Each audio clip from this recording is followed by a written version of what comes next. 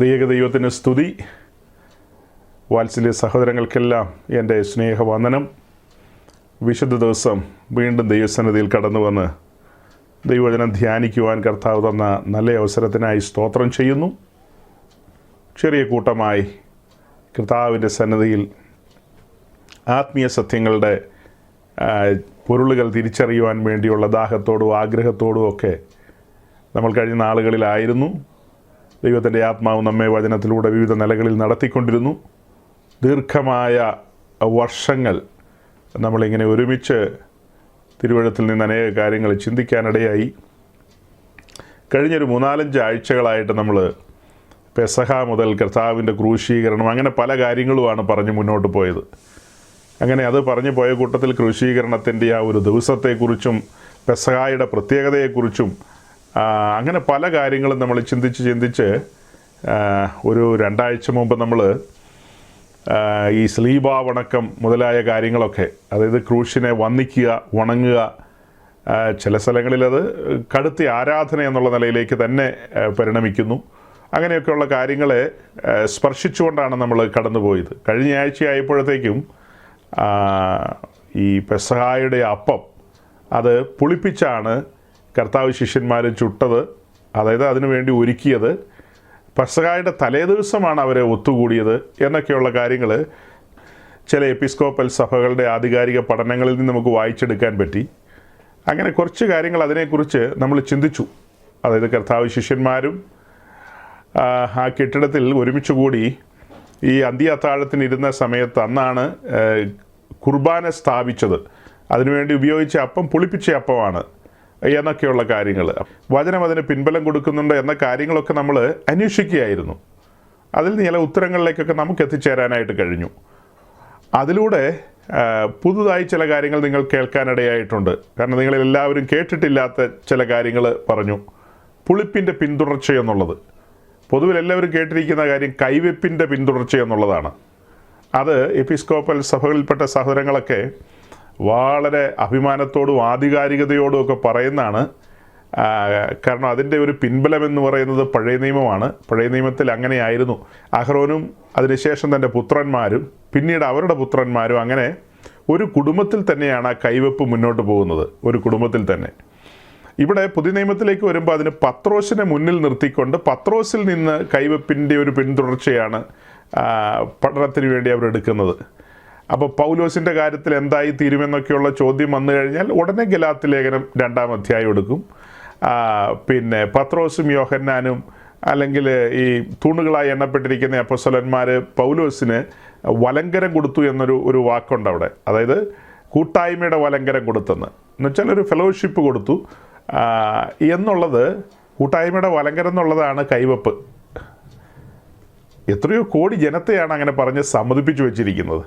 അങ്ങനെയാണ് സമ്മതിച്ചിരിക്കുന്നതും അങ്ങനെയാണ് പിന്തുടരുന്നതും. അതൊരു പാരമ്പര്യമായിട്ട് പരിഗണിക്കുന്നു. അപ്പോൾ ചിന്താശേഷിയുള്ള ആളുകൾ അതിനോട് യോജിക്കില്ല, അവർ അതിനോട് കലഹിക്കും. ഒത്തിരി കാലം കലഹിക്കാൻ പറ്റില്ല, അപ്പോൾ പുറത്തു പോകേണ്ടി വരും. അങ്ങനെ പുറത്തു പോയ ആൾക്കാരാണ് എന്നെ കേട്ടുകൊണ്ടിരിക്കുന്നവരിൽ ഏറിയ പങ്കും. അതൊന്നും അങ്ങനെ തൊള്ളതൊടാതെ വിഴുങ്ങാനൊന്നും പറ്റത്തില്ല. അങ്ങനെയൊന്നും അല്ല അതിൻ്റെ കാര്യം. പൗലോസ് തന്നെ അപ്പോസ്തല പ്രവൃത്തിയിൽ തൻ്റെ ശുശ്രൂഷയെക്കുറിച്ചും തന്നെ കർത്താവ് വിളിച്ചതും വേർതിരിച്ചതും ശുശ്രൂഷയ്ക്ക് ആക്കി വെച്ചതും തൻ്റെ മേൽ അഭിഷേകം പകർന്നതും ഒക്കെ വ്യക്തമായിട്ട് പറയുന്നുണ്ട്. പൗലോസിൻ്റെ വാക്കിനെ നമുക്ക് അവിശ്വസിക്കേണ്ട ഒരു കാര്യവുമില്ല, ചരിത്രത്തിൽ അവിശ്വസിക്കേണ്ട ഒരു കാര്യവുമില്ല. അപ്പോൾ അങ്ങനെ അദ്ദേഹത്തിൻ്റെ വാക്കുകളെ നമ്മൾ വിശ്വസിക്കുന്നു. ഒരു കുടുംബത്തിൻ്റെ പിന്തുടർച്ച പോലെയൊന്നും പുതിയ നിയമത്തിൽ അങ്ങനെ ഒരു പിന്തുടർച്ചയില്ല. പുതിയ നിയമത്തിൽ ശുശ്രൂഷയ്ക്ക് കർത്താവ് നേരിട്ടാണ് ആളുകളെ ആക്കുന്നത്.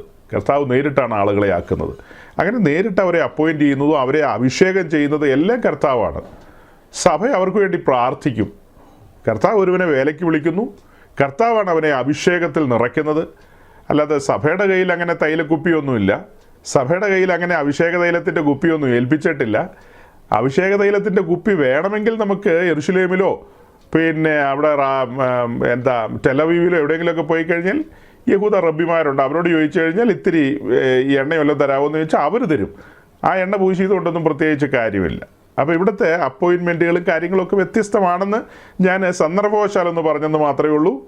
അപ്പോൾ ആ കൈവെപ്പിൻ്റെ കാര്യം നമ്മൾ മുന്നമേ പറഞ്ഞിട്ടുണ്ട്. ദൈവം അനുവദിച്ച പിന്നീട് നമുക്കതിനെക്കുറിച്ചൊക്കെ ചിന്തിക്കാം.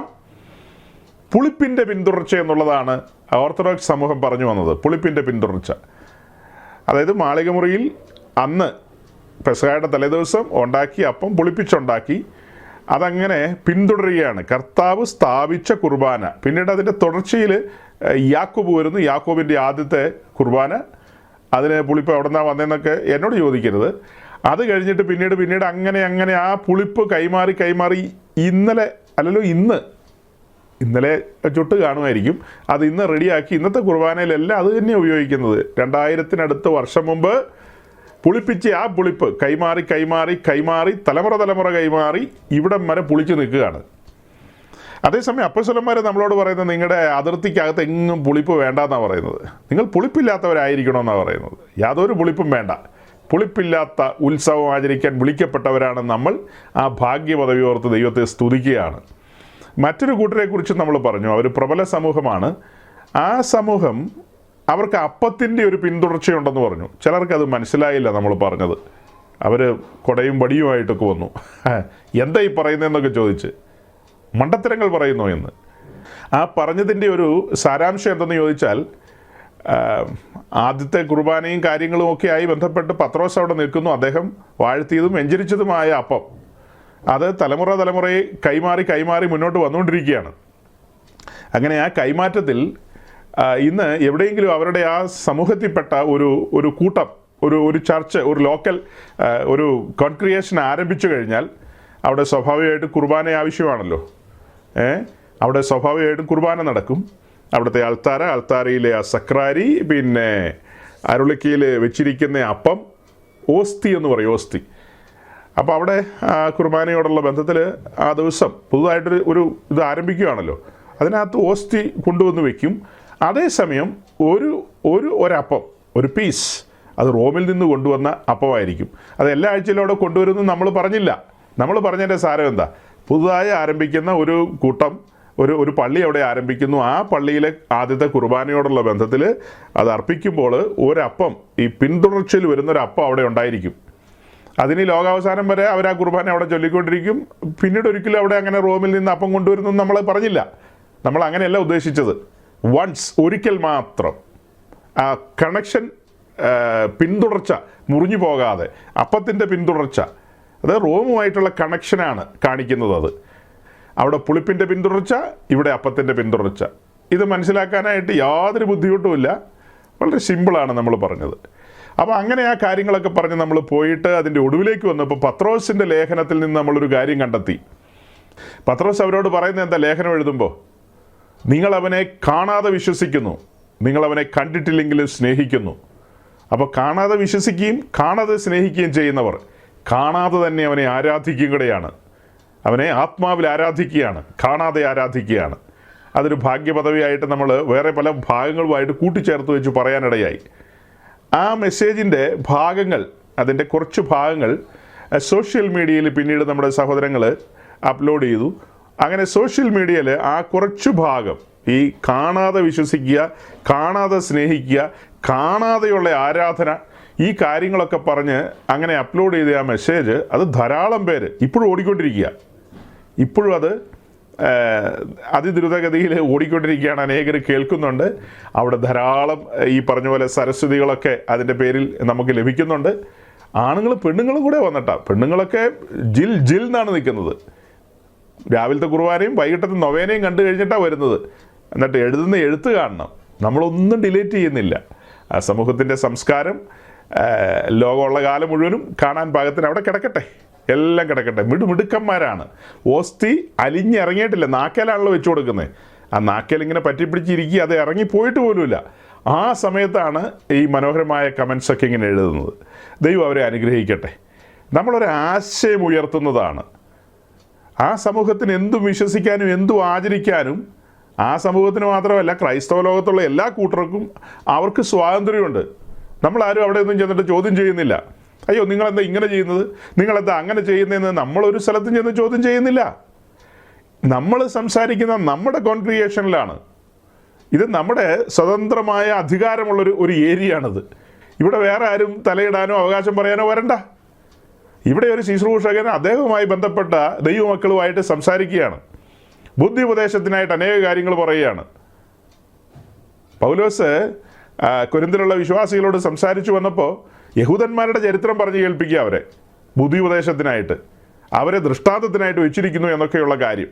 യഹൂദന്മാരത് കേട്ടിട്ട് കോപിക്കുകയാണ്. പൗലോസിനോട് പറയാണ്, രേഖയിൽ നിന്ന് നീക്കം ചെയ്യണം, അത് രേഖയിൽ നിന്ന് നീക്കം ചെയ്യണമെന്ന്. ഏതാ?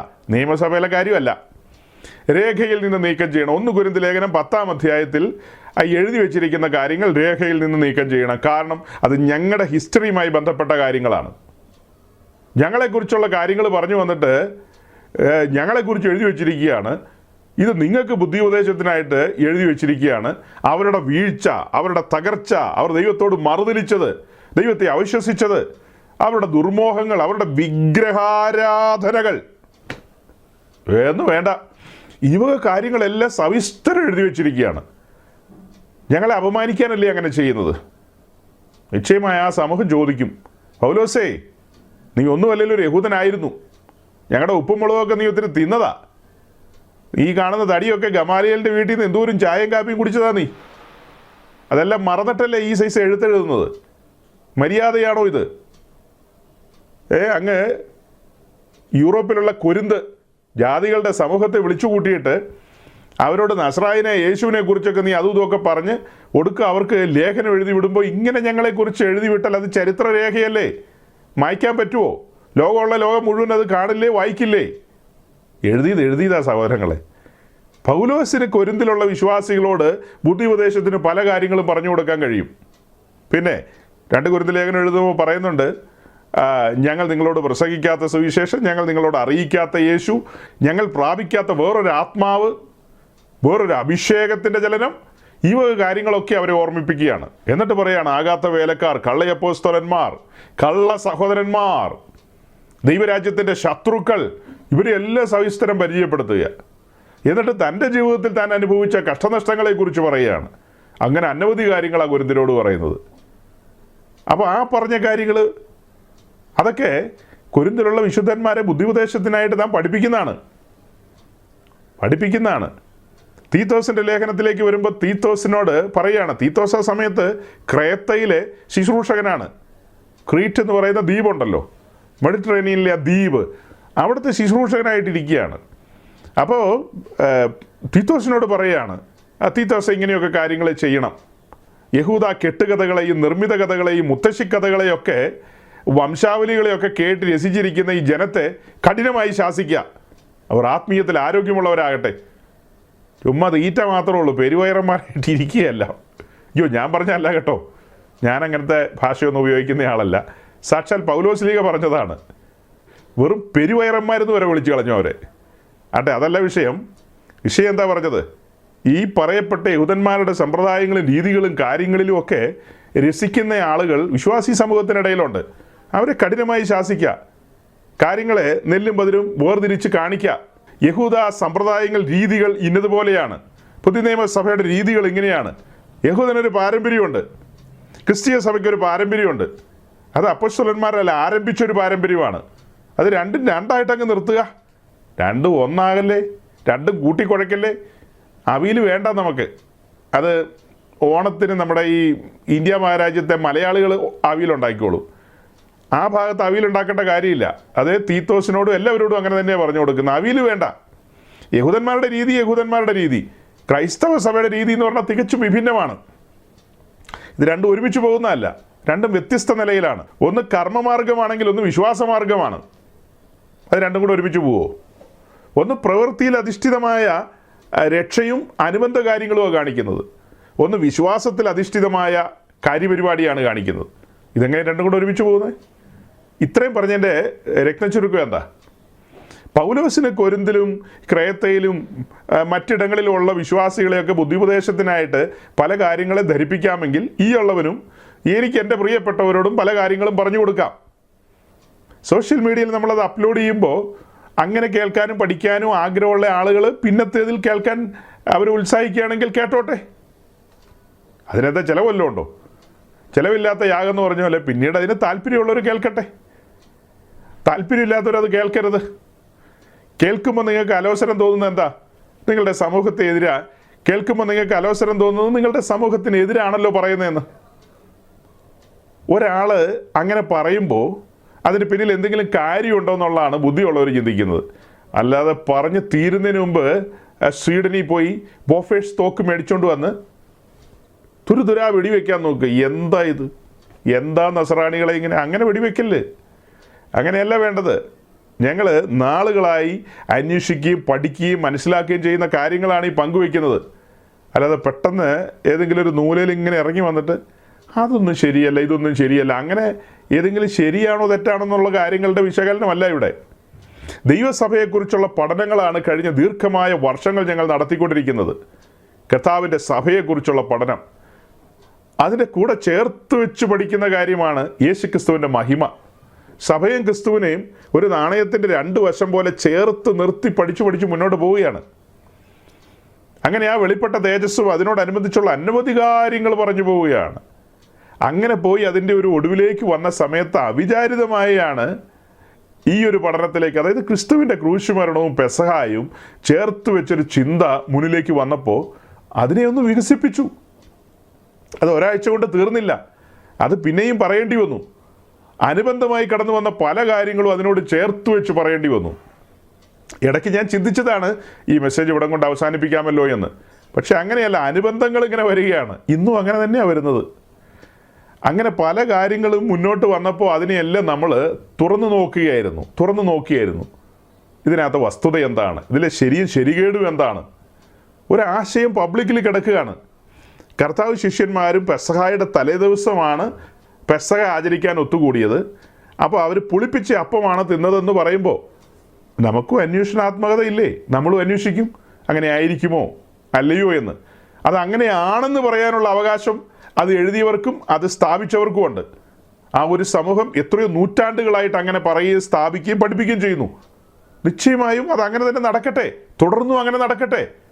അതിന് പേരിൽ കേസ് കൊടുക്കാനോ സുപ്രീം കോടതിയിൽ പോകാനോ ഹൈക്കോടതിയിൽ പോകാനോ നരിമാന് ഫീസ് കൊടുക്കാനോ പിന്നെ കപിൽ സിബലിനെ വിളിക്കാനോ ഒന്നും നമുക്ക് പ്ലാനില്ല. അതൊക്കെ നിങ്ങൾ നടത്തിക്കൊണ്ടിരിക്കുന്ന കാര്യങ്ങളല്ലേ, അത് നടത്തിക്കോ. നമുക്കങ്ങനെ കേസും കൂട്ടമൊന്നുമല്ല പ്ലാൻ. നമ്മളത് അന്വേഷിക്കുകയാണ്. ഇതങ്ങനെ തന്നെ ആയിരിക്കുമോ? ഇതിനകത്ത് വസ്തുതയുണ്ടോ? അപ്പോൾ വേദപുസ്തകത്തിൻ്റെ സത്യങ്ങളും ചരിത്ര സത്യങ്ങളും ഒക്കെ ചേർത്ത് വെച്ച് നമ്മൾ ചിന്തിക്കുമ്പോൾ ആ പറയുന്ന വസ്തുതയ്ക്ക് ന്യായമില്ല എന്ന് നമ്മൾ കണ്ടെത്തുകയാണ്. അത് നമ്മൾ നമ്മുടെ പ്ലാറ്റ്ഫോമിലാണ് പറയുന്നത്. അല്ലാതെ അത് ദേവലോകത്ത് വന്നോ പുത്തൻകുരിശി വന്നോ അന്ത്യോക്യയിൽ വന്നോ ഇസ്താംബൂളിൽ വന്നോ ഒരു പൂളി വന്ന് നമ്മൾ പറയുന്നില്ല. നമ്മൾ നമ്മുടെ കൊച്ചിടത്തിൽ ഇരുന്നുകൊണ്ടാണ് പറയുന്നത്. സഹോദരങ്ങളെ, അതങ്ങനെയൊന്നുമല്ല. ഇവർ പറയുന്ന ഈ പെസഹ വ്യാഴാഴ്ചയുടെ തലേ ദിവസം ബുധനാഴ്ച കൂടി എന്ന് പറയുകയാണെങ്കിൽ എന്നാൽ പിന്നെ ബുധനാഴ്ച നാട്ടിൽ പെസഹ ആചരിക്ക്. വ്യാഴാഴ്ചത്തേക്ക് വെച്ചിരിക്കുന്നത് എന്തിനാ? ബുധനാഴ്ച അങ്ങ് ആചരിച്ചാൽ പോരെ. നമ്മൾ കണ്ടെത്തിയ ഉത്തരം എന്താ? പെസഹ ആചരിച്ചത് ബുധനാഴ്ചയാണ്, അതിൻ്റെ തലേദിവസം എന്ന് പറഞ്ഞാൽ ചൊവ്വാഴ്ചയാണ്. ആ ചൊവ്വാഴ്ചയാണ് കർത്താവ് നിര ശിഷ്യന്മാരും കൂടെ ആ ഒരുക്കിയ മാളികയിൽ പെസഹ ആചരിക്കാനായിട്ട് കൂടിയത്. അതായത് പെസഹയുടെ തലേദിവസം എന്ന് പറഞ്ഞാൽ അത് ചൊവ്വാഴ്ചയാണ്. നമ്മളിവിടെ കണ്ടെത്തിയ കാര്യമാണ്, അത് വചനത്തിലൂടെ സ്ഥാപിച്ച കാര്യമാണ്. റിപ്പീറ്റ് ചെയ്യാൻ പോവുകയല്ല ഞാൻ. ആ കാര്യങ്ങളെല്ലാം വെച്ചിട്ടല്ലേ നമ്മൾ സംസാരിക്കുന്നത്. അത് കേൾക്കുന്നവർക്ക് താല്പര്യമില്ലെങ്കിൽ ഓക്കെ ബ്രദറെ, ഞങ്ങൾക്ക് ഇതിനോട് യോജിപ്പില്ല, ഗുഡ് ബൈ, താങ്ക് യു, നിങ്ങൾ നിങ്ങളുടെ ആൾക്കാരുമായിട്ട് അങ്ങനെ പോക്കോ. അതല്ലേ മാന്യമായ രീതികളൊക്കെ. അതല്ലാതെ നമ്മുടെ പുറത്ത് കുതിര കയറിയിട്ട് എന്നാ കാര്യം? ഞങ്ങളിത് വളരെ ആധികാരികമായി പഠിച്ച് മനസ്സിലാക്കിയിട്ട് തന്നെയാണ് പറയുന്നത്. ഇങ്ങനെ കാര്യങ്ങളെല്ലാം നമ്മൾ പ്രസംഗിക്കുകയും പറയും, യൂട്യൂബിൽ അപ്ലോഡ് ചെയ്യുകയൊക്കെ ചെയ്തെന്ന് പറഞ്ഞല്ലോ.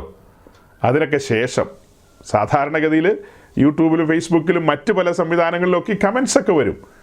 അത് ചിലതൊക്കെ നമ്മൾ ആസ്വദിക്കാറുണ്ട്, ചിലതിനൊക്കെ മറുപടി പറയാറുണ്ട്. അതൊരു പഠനം പോലെ വരികയാണ്. കൂടുതൽ ഒരു ഒരു ഒരു മനുഷ്യനുമായിട്ടുള്ള ബന്ധങ്ങൾ വരികയാണ്. അങ്ങനെ അവരോട് സംസാരിക്കാനും അവരുടെ ആശയങ്ങൾ പറയാനും ഒക്കെ ആയിട്ട് അവർ ഉപയോഗിക്കും. നല്ലത് തന്നെ. എന്നാൽ കഴിഞ്ഞ ആഴ്ച ഒരു ബിരുദൻ നമ്മുടെ ഈ മീറ്റിംഗൊക്കെ കഴിഞ്ഞതിന് ശേഷം മെസ്സേജൊക്കെ കേട്ട് എനിക്ക് വാട്സാപ്പിൽ ഒരു സന്ദേശം അയക്കാനിടയായി. വാട്സാപ്പിൽ അങ്ങ് UK നിന്നാണ് അയച്ചിരിക്കുന്നത്. ഒരു ജോസഫ് എന്ന് പറയുന്ന മിടുമിടുക്കൻ. അദ്ദേഹത്തിന് എന്ത് പ്രായമുണ്ടെന്ന് എനിക്കറിയില്ല. ഒരു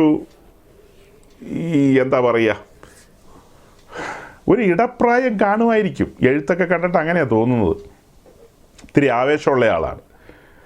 അപ്പോൾ അദ്ദേഹം ചില കാര്യങ്ങൾ അതിൻ്റെ തുടക്കത്തിൽ അങ്ങനെ ചില കാര്യങ്ങൾ പറയാനിടയായി. നമ്മൾ പറഞ്ഞെന്നുള്ള പേരിൽ ചില കാര്യങ്ങൾ പറഞ്ഞു വന്നു. നമ്മളൊരിക്കലും അങ്ങനത്തെ കാര്യങ്ങൾ പറഞ്ഞില്ല. ഇവിടെ അങ്ങനത്തെ ഒരു മെസ്സേജൊന്നും നമ്മൾ പറഞ്ഞില്ല. പക്ഷേ അയാൾ അങ്ങനെ ഒരു ആരോപണം പോലെയാണ് പറഞ്ഞു കൊണ്ടുവന്നത്. സത്യത്തിൽ അങ്ങനെ അത് പറയുന്നതിന് മുമ്പ് തന്നെ ഞാൻ ചിന്തിച്ചിരുന്നു, നമ്മളിവിടെ വീണ്ടും ജനനത്തെക്കുറിച്ച് സംസാരിച്ചിട്ടുണ്ട്. അതായത് നമ്മളുടെ സമാഗമന കൂടാരത്തിൻ്റെ പഠനത്തോടുള്ള ബന്ധത്തിൽ വന്നപ്പോൾ കൂടാരത്തിൻ്റെ ഒരേ ഒരു വാതിൽ, ആ വാതിലിനെ നമ്മൾ വിശദമായി ചിന്തിച്ചപ്പോൾ ആ വാതിൽ സുവിശേഷവുമായി ബന്ധപ്പെടുത്തിയാണ് നമ്മൾ പറഞ്ഞത്.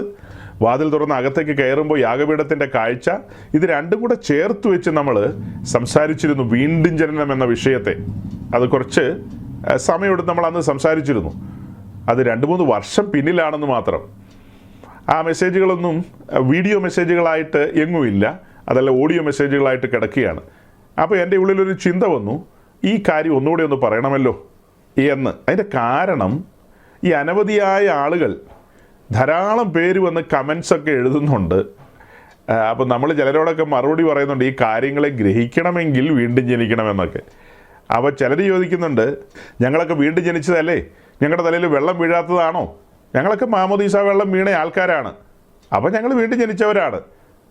അപ്പോൾ അവിടെയൊക്കെ നമുക്കതിന് മറുപടി പറയുന്നതിന് പരിമിതികളുണ്ട്. 1-2 സെൻറ്റൻസുകളിൽ ഈ കാര്യങ്ങൾ തീരുന്നതല്ല. അതിന് സമയമെടുത്ത് കാര്യങ്ങളെ ആധികാരികമായി പറയേണ്ടതാണ്. എങ്കിലാണ് അത് കേൾവിക്കാർക്ക് മനസ്സിലാകുകയുള്ളൂ.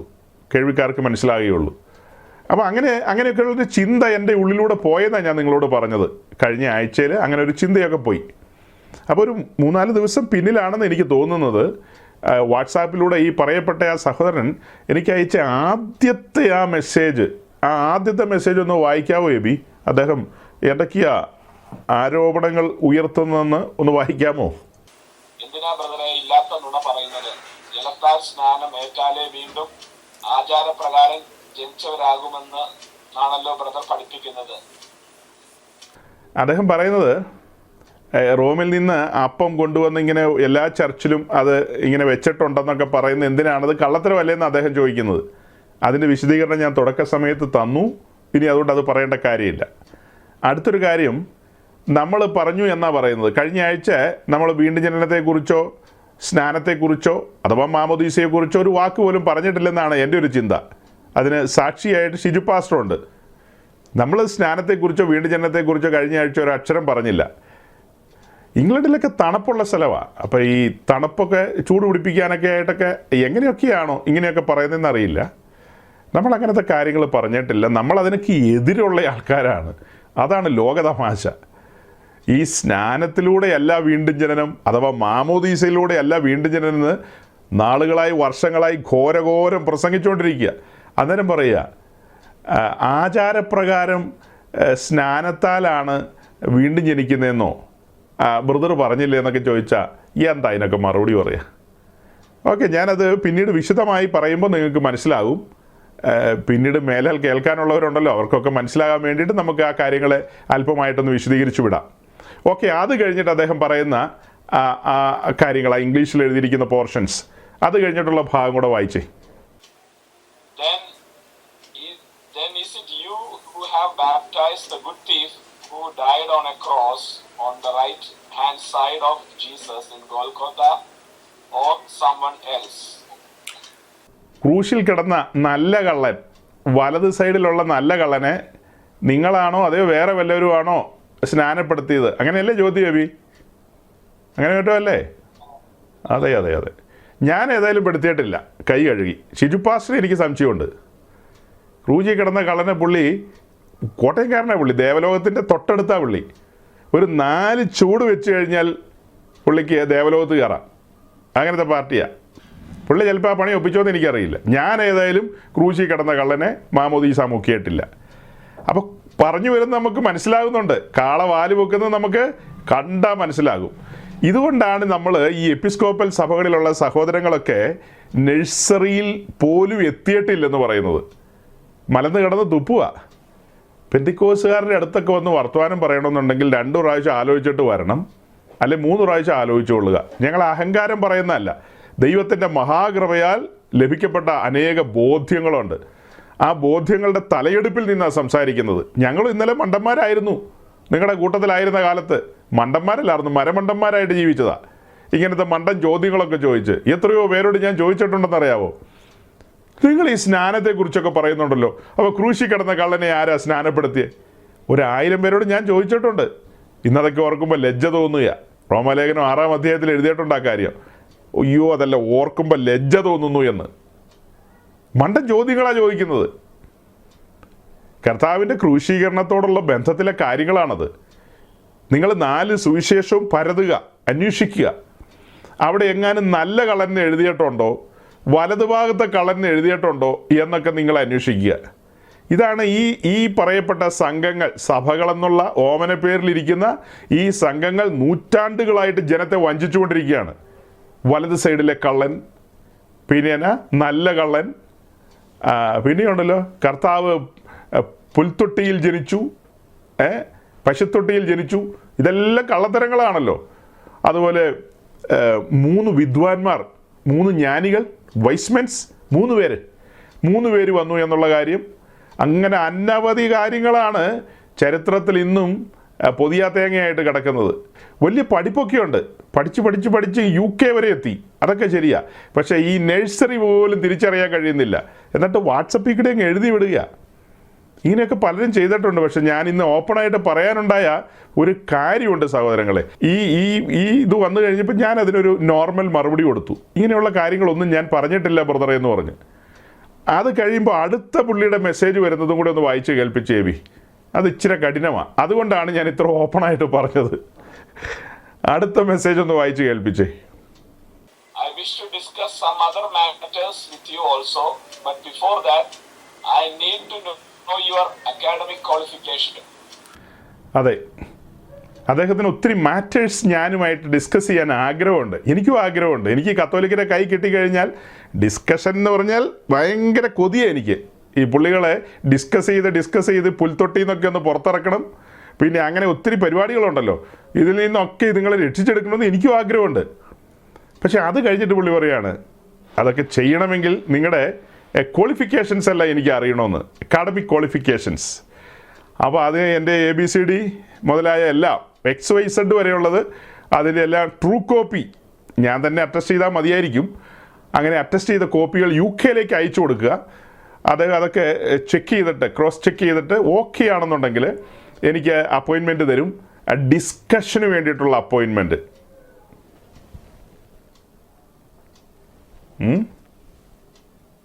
നമ്മുടെ ബെൽവിനൊക്കെ കേട്ട് ചിരിക്കുകയായിരിക്കും, ഇരുന്ന് തലകുത്തി ചിരിക്കുകയായിരിക്കും. എൻ്റെ ബെൽവിനെ എന്ത് ചെയ്യാം? അതായത് ഡിസ്കഷൻ ഇനി മുന്നോട്ട് പോകണമെന്നുണ്ടെങ്കിൽ, ഫർദർ ഡിസ്കഷൻസ് നടക്കണമെന്നുണ്ടെങ്കിൽ എൻ്റെ അക്കാഡമിക് ക്വാളിഫിക്കേഷൻസ് മുതൽ പിന്നെ തിയോളജിക്കൽ സൈഡിലുള്ള എൻ്റെ സ്റ്റാൻഡുകൾ A to Z കാര്യങ്ങൾ അദ്ദേഹത്തിന് ഫോർവേഡ് ചെയ്യണം. എങ്കിൽ മാത്രമേ അദ്ദേഹം കൂടുതൽ സഹകരിക്കൂ. ഞാൻ അതിനൊരു മറുപടി കൊടുത്തു. ഒരു പഴയ മുക്കുവനാ ബ്രദറേന്ന്, ഒരു പഴയ മുക്കുവനാന്ന് പത്രോസിനെ ഉദ്ദേശിച്ചാണ് ഞാൻ പറഞ്ഞത്. അപ്പോൾ പത്രോസിൻ്റെ പിൻഗാമിയാണ്, ഒരു പഴയ മുക്കുവനാന്ന് എഴുതി. ഉടനെ പുള്ളി തിരിച്ചെഴുതി, That is okay for me, but if I give you 2 fishes, 2 sharks, do you know which one is male and which one is female? അപ്പോൾ പുള്ളി എനിക്ക് അടുത്ത ഒരു ചെറിയ ടെസ്റ്റ് ഡോസ് തന്നിരിക്കുകയാണ്. ഞാൻ ഒരു ഷാർക്കിനെ തരാം, അത് ആണാണോ പെണ്ണാണോ എന്ന് താങ്കൾ പറയണം. മുക്കുവനാണെന്നല്ലേ പറഞ്ഞത്. ഇതാണ് ഒരു കത്തോലിക്കിൻ്റെ സ്റ്റാൻഡേർഡ്. ഒരു പരിചയമില്ല, ഒരു ബന്ധമില്ലാത്ത ഒരാളോട് സംസാരിക്കുന്ന രീതിയാണ്. ഇവൻ എത്ര IAS പഠിച്ചെന്ന് പറഞ്ഞിട്ട് എന്നാ കാര്യം? എന്തെങ്കിലും സംസ്കാരമുണ്ടോ? കാത്തലിക്കിലെ എത്രയോ പുരോഹിതന്മാരും കന്യാസ്ത്രീകളും ഒക്കെ ആയിട്ട് ഞാൻ സംസാരിച്ചിട്ടുള്ള ആളാണെന്നറിയാവോ? ഓർത്തഡോക്സിലെ, യാക്കോബായിലെ, മർത്തോമയിലെ ഒക്കെ പുരോഹിതന്മാരൊക്കെ ആയിട്ട്. കാത്തലിക് കോൺവെൻറ്റിൽ പോയി സിസ്റ്റേഴ്സിനോട് അവിടെ ഇരുന്ന് മണിക്കൂറുകൾ സുവിശേഷം പറഞ്ഞിട്ടുണ്ട്. ഞാൻ ആത്മീയ വിഷയങ്ങൾ ഡിസ്കസ് ചെയ്തിട്ടുണ്ട്. അവരെ റെസ്പെക്റ്റ് ചെയ്തുകൊണ്ട് അവരുടെ സ്ഥാപനത്തിൽ ചെന്ന് അവരോട് സംസാരിക്കുന്നത്, അല്ലാതെ അവരെ ചീത്ത വിളിക്കാനല്ലല്ലോ പോകുന്നത്. നമുക്ക് ഉള്ള ബോധ്യങ്ങളും അവർക്കുള്ള ബോധ്യങ്ങളും പരസ്പരം സംസാരിക്കുന്നു. നമ്മൾ മനുഷ്യരല്ലേ? ഓക്കെ, നമ്മൾ പറയുന്നത് അവർക്ക് ഉൾക്കൊള്ളാൻ കഴിയില്ല, അവർ പറയുന്നത് നമുക്ക് ഉൾക്കൊള്ളാൻ കഴിയില്ല. Thank you, good bye. ഒരു ചായ തന്നു, അത് കുടിച്ചു. അതൊക്കെ മാനുഷികമല്ലേ, മാനുഷിക സ്നേഹങ്ങളല്ലേ? അങ്ങനെയൊക്കെയല്ലേ ഒരാളെ പുതുതായിട്ട് പരിചയപ്പെടുന്നത്? അങ്ങനെയാണോ? ഞാൻ ഈ അടുത്ത കാലത്ത് ഒരു കോറെപ്പിസ്കോപ്പിയായിട്ട് സംസാരിക്കാനിടയായി. എനിക്ക് അവരുടെ ആ സമൂഹത്തിലെ ഒരു ദൈവശാസ്ത്ര സംബന്ധമായ ഒരു വിഷയത്തെക്കുറിച്ച് ആധികാരികമായി അറിയണം. ചുമ്മാ ഒരു വിശ്വാസിയോട് ചോദിച്ചാൽ അവൻ പൊട്ടത്തരം പറയും, നമ്മളെ കുഴി ചടിക്കും. അപ്പോൾ എനിക്ക് ആധികാരികമായി അറിയേണ്ടതുള്ളത് കൊണ്ടാണ് ഒരു അച്ഛനോട് പോലും ചോദിക്കാതെ കോറെപ്പിസ്കോപ്പയെ തന്നെ കോൺടാക്ട് ചെയ്തത്. അപ്പോൾ ഞാൻ വളരെ റെസ്പെക്റ്റിലാണ് അദ്ദേഹത്തോട് സംസാരിച്ചത്. ഇനിന കാര്യങ്ങൾ പറഞ്ഞ് പരിചയപ്പെടുത്തി, ഞാനിങ്ങനെ ഒരു പെന്തക്കോസ്റ്റ് സൈഡിലുള്ള ഒരു സഹോദരനാണ് എന്നൊക്കെ പറഞ്ഞിട്ടാണ് അത് എന്നോട് മാന്യമായിട്ട് സംസാരിച്ചു. ഇങ്ങനെയല്ലേ മനുഷ്യർ ചെയ്യേണ്ടത്? അതിന് പകരം ഇങ്ങനെ ചാടിക്കുത്തി വരികയാണോ വേണ്ടത്? അതിന് മറുപടി തന്നില്ലേ? ഇപ്പോൾ ക്രൂശിലെ കള്ളൻ്റെ കാര്യം എന്താ നമ്മൾ പറഞ്ഞത്? ക്രൂശിലെ കള്ളൻ്റെ കാര്യം വായിച്ചേ. ലൂക്കോസിൻ്റെ സുവിശേഷം 23-ാമത്തെ അധ്യായം അതിൻ്റെ 39 മുതൽ 43 വരെയുള്ള വേദഭാഗം. Luke chapter 23 verse 39 onwards.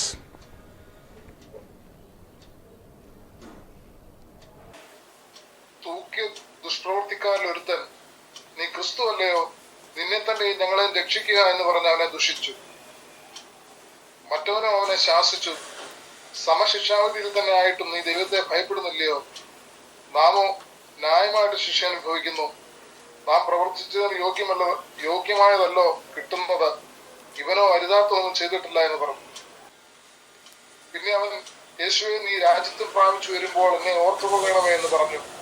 യേശു അവനോട്, ഇന്ന് നീ എന്നോട് കൂടെ പരദീസയിലിരിക്കും എന്ന് ഞാൻ സത്യമായിട്ട് നിന്നോട് പറയുന്നു എന്ന് പറഞ്ഞു. ഈ ഒരു പാരഗ്രാഫ് നിങ്ങളുടെ കൺമുമ്പിലുണ്ട്. ഇംഗ്ലീഷിലും മലയാളത്തിലും ഹിന്ദിയിലും ഏത് ഭാഷയിലാണോ ആ ഭാഷയിലൊക്കെ നിങ്ങളുടെ മുമ്പിലുണ്ട്. ഇവിടെ എവിടെയാണ് സഹോദരങ്ങളെ ഈ നല്ല കള്ളനും വലതുവശത്തെ കള്ളനും ഒക്കെ എഴുതിയിരിക്കുന്നത്? നൂറ്റാണ്ടുകളായിട്ട് ഇവരെയെല്ലാം പറഞ്ഞ് പരിചയം വെച്ചിരിക്കുക. അങ്ങനെയൊന്നും അവിടെ ഇല്ല. 2 കള്ളന്മാർ, ദുഷ്പ്രവർത്തിക്കാർ. ഇതിൻ്റെ ഏറ്റവും ഡീറ്റെയിൽ ആയിട്ടുള്ള പോർഷൻ എന്ന് പറയുന്നത് ഈ പാരഗ്രാഫാണ്. മർക്കോസിൽ അങ്ങനെയൊന്നുമില്ല, വളരെ കുറച്ച് കാര്യങ്ങളേ ഉള്ളൂ. മത്തായിലും അത്രയില്ല, കുറച്ച് കാര്യങ്ങളേ ഉള്ളൂ. 2 ദുഷ്പ്രവർത്തിക്കാരെ ഇടതും വലതുമായിട്ട് ക്രൂശിച്ചു എന്നുണ്ട്. അതിൽ വലതാര ഇടതാര അവരുടെ പേരെന്താ ഒന്നും അവിടെ എഴുതിയിട്ടില്ല. അവരിൽ ഒരുത്തൻ എന്ന് മാത്രമേ ഉള്ളൂ, ദുഷ്പ്രവർത്തിക്കാരിൽ ഒരുവൻ. അത് ഇടത്തുള്ളവനാണോ വലത്തുള്ളവനാണോ ആർക്കറിയാം?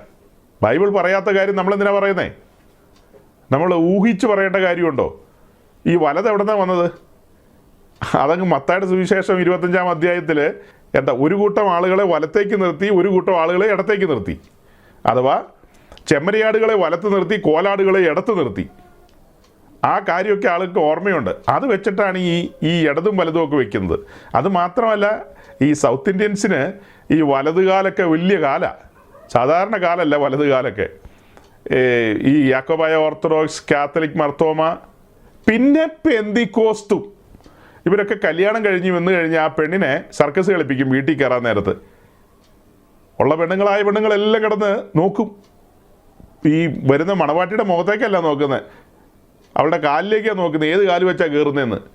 ഈ വലത് കാല് വെച്ച് കയറിയത് എന്തുമാത്രമായി ഡിവോഴ്സ് കേസ് കോടതി കെട്ടിക്കിടക്കുന്നത്. അതൊന്നും ഇടതുകാല് വെച്ച് കയറിയതുമല്ല, 2 കാലും കൊണ്ട് എടുത്തിയാടി കയറിയതുമല്ല, എല്ലാം വലതുകാല് വെച്ച് കയറിയതാണ്. ഡിവോഴ്സ് കേസുകളുടെ കൂമ്പാരമാ സഹോദരങ്ങളെ, എല്ലാ കൂട്ടത്തിലും. ഭയങ്കരമാണ്. ഈ മലയാളി നസ്രാണി കമ്മ്യൂണിറ്റിയുടെ ഇതിലെല്ലാം കൂട്ടിയാ കേട്ടോ പറയുന്നത്. പെന്തിക്കോസും ബ്രദറിനെയും ഒക്കെ ചേർത്താ പറയുന്നത്. എന്തുമാത്രമാണ്, എപ്പോൾ വേണേലും പൊട്ടിത്തെറിക്കാൻ പാകത്തിന് ഇതെല്ലാം പോകുന്നത്. വലതുകാല് ആട്ടെ, കാല് പറഞ്ഞോട്ടെ, നമുക്ക് നമ്മുടെ കാര്യത്തിലേക്ക് പോകാൻ പറ്റില്ല. അപ്പം ഇങ്ങനത്തെ മണ്ടൻ ചിന്തകളാണ് ആളുകളുടെ തലയിലിരിക്കുന്നത്. എഡ്യൂക്കേറ്റഡ് പീപ്പിളാണ്, പക്ഷെ ചിന്തിക്കുന്നില്ല. ആരോ പറഞ്ഞത് കേട്ട് ഇങ്ങനെ മുത്തശ്ശി കഥകൾ തലൊലിച്ച് മുന്നോട്ട് പോവുകയാണ്. ഇനി അതിൻ്റെ അടുത്ത ഒരു ആത്മീയ വശം പറയാം. ക്രൂശിൽ കിടന്ന കള്ളൻ കർത്താവിനോട് പറഞ്ഞ കാര്യത്തിന് മറുപടി കിട്ടുകയാണ്, ഇന്ന് നീ എന്നോട് കൂടെ പർദീസായിലിരിക്കുമെന്ന്. ആ പറയുന്ന സമയത്ത് ഈ പാരഡൈസ് അഥവാ പർദീസ എന്ന് പറയുന്നത് ഭൂമിക്കടിയിൽ തന്നെയാണ്. ഭൂമിക്കടിയിലേക്ക് നമ്മൾ പോകുമ്പോൾ പാതാളത്തെക്കുറിച്ച് പറയുമ്പോൾ പാതാളത്തിന് 2 കമ്പാർട്ട്മെൻറ്റ്സ്, ഒന്ന് ലോവസ്റ്റ് ഹെല്ലും ഒന്ന് അതിൻ്റെ ഹയർ കമ്പാർട്ട്മെൻറ്റും. 2 കമ്പാർട്ട്മെൻറ്റാണ്. അതിലൊന്നിനാണ് അബ്രഹാമിൻ്റെ മടി അഥവാ അബ്രഹാമിൻ്റെ മാർവിടം, ബോസം ഓഫ് എബ്രഹാം എന്ന് പറയുന്നത്. അവിടെയാണ് പർദീസ. അവിടെയാണ് പഴയ നിയമ വിശുദ്ധന്മാരെല്ലാം ആ സമയത്ത് ആയിരിക്കുന്നത്. ഈ ക്രൂശിൽ കിടന്ന കള്ളൻ ആ സമയത്ത് ചേരുന്നത് പഴയ നിയമ വിശുദ്ധന്മാരോട് കൂടെയാണ്. കാരണം ദൈവസഭ അവിടെ ആരംഭിച്ചിട്ടില്ല. അപ്പോൾ ചിലർ പറയും കർത്താവിൻ്റെ ക്രൂശീകരണ സമയത്ത് സഭ ആരംഭിച്ചെന്ന്. അങ്ങനെയൊക്കെ പറഞ്ഞാൽ അത് ഒരു വാദത്തിന് വേണ്ടി പറയാമെന്ന് മാത്രമേ ഉള്ളൂ. സഭയുടെ സംസ്ഥാപനം എന്ന് പറയുന്നത് ശരിക്കും മാളികമുറിയിൽ തന്നെയാണ്. അതിൻ്റെ ആരംഭം കുറിക്കപ്പെട്ടു. ആ ശബ്ദം എല്ലാം നിവൃത്തിയായി എന്നുള്ള ശബ്ദം അവൻ പ്രാണനെ വെടിഞ്ഞു, തൻ്റെ ആത്മാവിനെ പിതാവിൻ്റെ കരത്തിൽ ഭരമേൽപ്പിച്ച സമയത്ത് സഭയുടെ ആരംഭം കുറിച്ചു എന്നൊക്കെ വേണേൽ പറയാം. പക്ഷേ ദൃശ്യമായ ആ സഭ പുറത്തേക്ക് വരുന്നത് മാളികമുറിയിലാണ്. സഭയുടെ ഉപദേശങ്ങളും ചട്ടങ്ങളും തത്വങ്ങളും പ്രമാണങ്ങളുമെല്ലാം മാളികമുറിക്ക് ശേഷമാണ് രൂപപ്പെട്ടത്. ഇവിടെ കർത്താവ് ജീവിച്ചിരിക്കുമ്പോഴാണ് കള്ളൻ പറയുന്നത് രാജത്വമേൽക്കുമ്പോൾ എന്നെ ഓർക്കണമെന്ന്. കർത്താവ് പറയുന്നുണ്ട്, നീ ഇന്ന് എന്നോടുകൂടെ പറുദീസയിൽ ഇരിക്കുമെന്ന്. അപ്പോൾ തൻ്റെ ബലിമരണം സംഭവിക്കുന്നതിന് മുമ്പ് തന്നെയാണ് ആ സംസാരം നടക്കുന്നത്. സ്നാനം എന്നുള്ളൊരു വിഷയത്തിലെ ആഴത്തിലേക്ക് വരുമ്പോൾ നമ്മൾ എന്താ മനസ്സിലാക്കുന്നത്?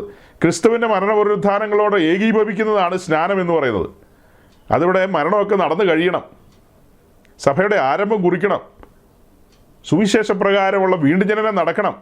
അങ്ങനെ വീണ്ടും ജനിച്ച് പിന്നെ സ്നാനപ്പെട്ട് ദൈവസഭയുടെ ഭാഗമായി ചേരുന്ന കാര്യങ്ങളൊന്നും ഈ ക്രൂശിലെ കള്ളൻ്റെ ഭാഗത്തു നിന്ന് ഉണ്ടായിട്ടില്ല. അദ്ദേഹം സഭയുടെ ഭാഗമല്ല. 140-150 കോടി എങ്ങാണ്ടുണ്ടെന്നാണ് പറയുന്നത്. അതിൽ ഒറ്റ ഒരുത്തിനറിയില്ല ഈ കാര്യം. അവരെല്ലാം പറഞ്ഞുകൊണ്ട് വരുന്നത് എന്താ? ഈ കള്ളനെ മാമോദീസ മുക്കിയോ എന്നാ. ആ ന്യായം എങ്ങനെയാണ്? നിങ്ങളുടേതായ ചടങ്ങുകളിൽ നിങ്ങൾക്ക് വേണമെങ്കിൽ അപ്ലൈ ചെയ്യാൻ മേലേ.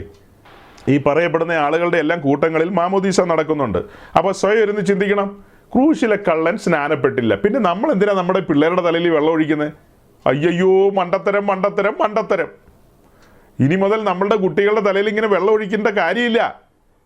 ഒരു വെള്ളത്തിലും ഇറങ്ങാതെ ക്രൂശിലെ കള്ളൻ പറുദീസയിൽ കർത്താവിനോട് കൂടെ ഇരുന്നെങ്കിൽ നമ്മുടെ കുഞ്ഞുങ്ങളെ ഇങ്ങനെ വെള്ളത്തിൽ കൊണ്ട് ഇടാൻ പാടുണ്ടോ? അല്പമെങ്കിലും യുക്തി വേണം, യുക്തി. യുക്തി ഇല്ലെങ്കിൽ ഞങ്ങൾ പഠിപ്പിക്കുകയാണല്ലോ. മണ്ടത്തരങ്ങൾ പറയുന്നതിനൊരു അതിരില്ലേ? ഇത് പഴയ നിയമ ഭക്തന്മാരും പുതിയ നിയമ ഭക്തന്മാരും രണ്ടായിട്ട് പഠിക്കണം. അപ്പോൾ ക്രൂശിലെ കള്ളനോടുള്ള ബന്ധത്തിൽ മേലാൽ ഒരു കത്തോലിക്കനും ഇങ്ങനത്തെ വാദഗതിയായിട്ട് വരരുത്. വന്നാൽ ഞങ്ങൾ തിരിച്ചു ചോദിക്കും, പിന്നെ എന്തുകൊണ്ടാണ് നിങ്ങൾ നിങ്ങളുടെ കുട്ടികളെ മാമോദീസ മുക്കുന്നത്? അതിനെന്തെങ്കിലും ന്യായമുണ്ടോ?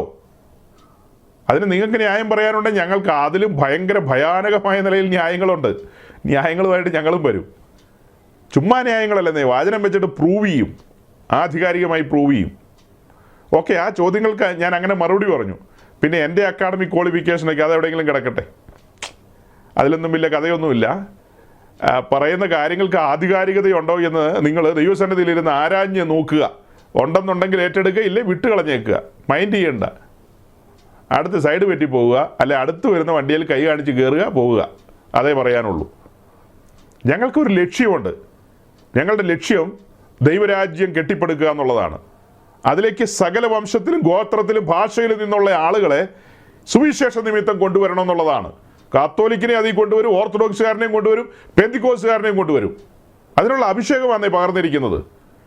സുവിശേഷം പ്രസംഗിക്കും, പഠിപ്പിക്കും, ക്രിസ്തുവിനെ പരിചയപ്പെടുത്തും. നിരപ്പിൻ്റെ വചനം ഞങ്ങളെ ഭരമേൽപ്പിച്ചിരിക്കുകയാണ്. പിതാവായ ദൈവത്തോട് മാനവവർഗത്തെ നിരപ്പിക്കണം. ആ ശുശ്രൂഷ ഏൽപ്പിച്ചിരിക്കുകയാണ്. അതിലെല്ലാവരും പെടും. ചുമ്മാ നേരം പോക്കുകൊണ്ടൊന്നും നിരപ്പ് നടക്കില്ല. നിരപ്പിൻ്റെ വചനമുണ്ട്. ആ നിരപ്പിൻ്റെ വചനം ഘോഷിച്ചുകൊണ്ടാണ് നിരപ്പിക്കുന്നത്. ശത്രുക്കളായിരുന്നവരെ നിരപ്പിൻ്റെ വചനം ഘോഷിച്ചുകൊണ്ടാണ് നിരപ്പിക്കുന്നത്. അല്ലാതെ ഒരു കളിതമാശയല്ല ഇത്. മനുഷ്യൻ്റെ വിലപ്പെട്ട ജീവിതവുമായിട്ടുള്ള കാര്യങ്ങളാണിതെല്ലാം.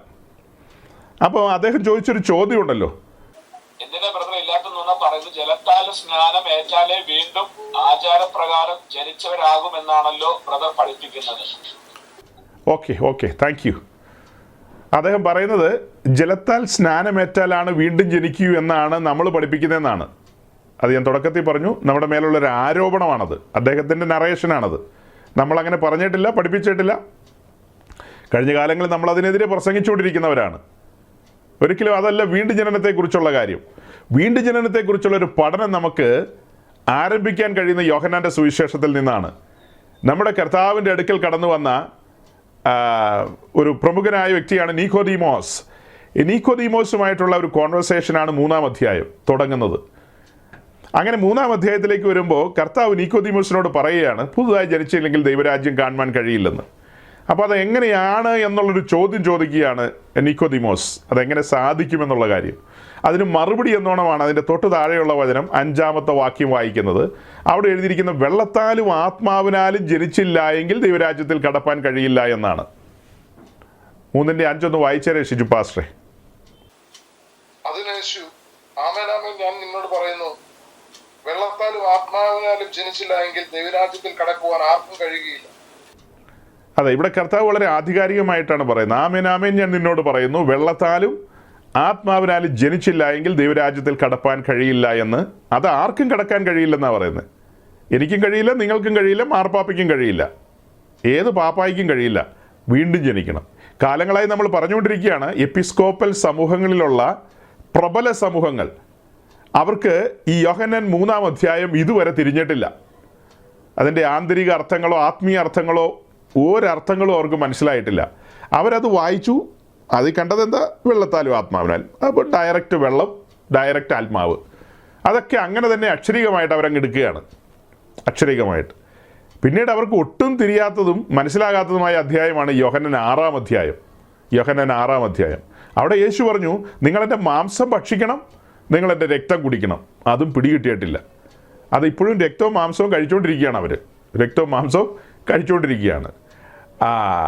അപ്പോൾ അതുപോലെ പല അധ്യായങ്ങളും തുറന്നു കിട്ടാത്തത് കൊണ്ട് ചരിത്രത്തിൽ അനേകർ ബന്ധിക്കപ്പെട്ട് കിടക്കുകയാണ്, കണ്ണടഞ്ഞ് കിടക്കുകയാണ് സത്യമറിയാതെ. അപ്പോൾ ഇവിടെ വളരെ വ്യക്തമായിട്ട് പറയുകയാണ്, വെള്ളത്താലും ആത്മാവിനാലും ജനിക്കണമെന്ന്. ഞാൻ പറഞ്ഞു, എപ്പിസ്കോപ്പൽ സമൂഹങ്ങളിലുള്ള എല്ലാവരും ഒരേ നിലയിൽ തന്നെയാണ് പഠിപ്പിക്കുന്നത്. വെള്ളം എന്ന് പറഞ്ഞാൽ വെള്ളം തന്നെ, പച്ചവെള്ളം. മാമോദീസായിലുള്ള വീണ്ടും ജനനമാണ് അവർ പഠിപ്പിച്ചുകൊണ്ട് വരുന്നത്. വിശ്വാസ പ്രമാണം ചൊല്ലി വരുമ്പോൾ ഒരു കാര്യം പറയും, പാപമോചനത്തിനുള്ള മാമോദീസ ഒന്നു മാത്രമെന്ന് ഞങ്ങൾ ഏറ്റുപറയുന്നു എന്ന്. അതിന് വേണമെങ്കിൽ നമുക്ക് രണ്ടർത്ഥം കൊടുക്കാം. അതായത് മാമോദീസ പലതില്ല, ഒന്നേ ഉള്ളൂ, ഒന്നേ ഉള്ളൂ. പാപമോചനത്തിനുള്ള മാമോദീസ ഒന്നേ ഉള്ളൂ, രണ്ടാമതൊരു മാമോദീസ ഇല്ല.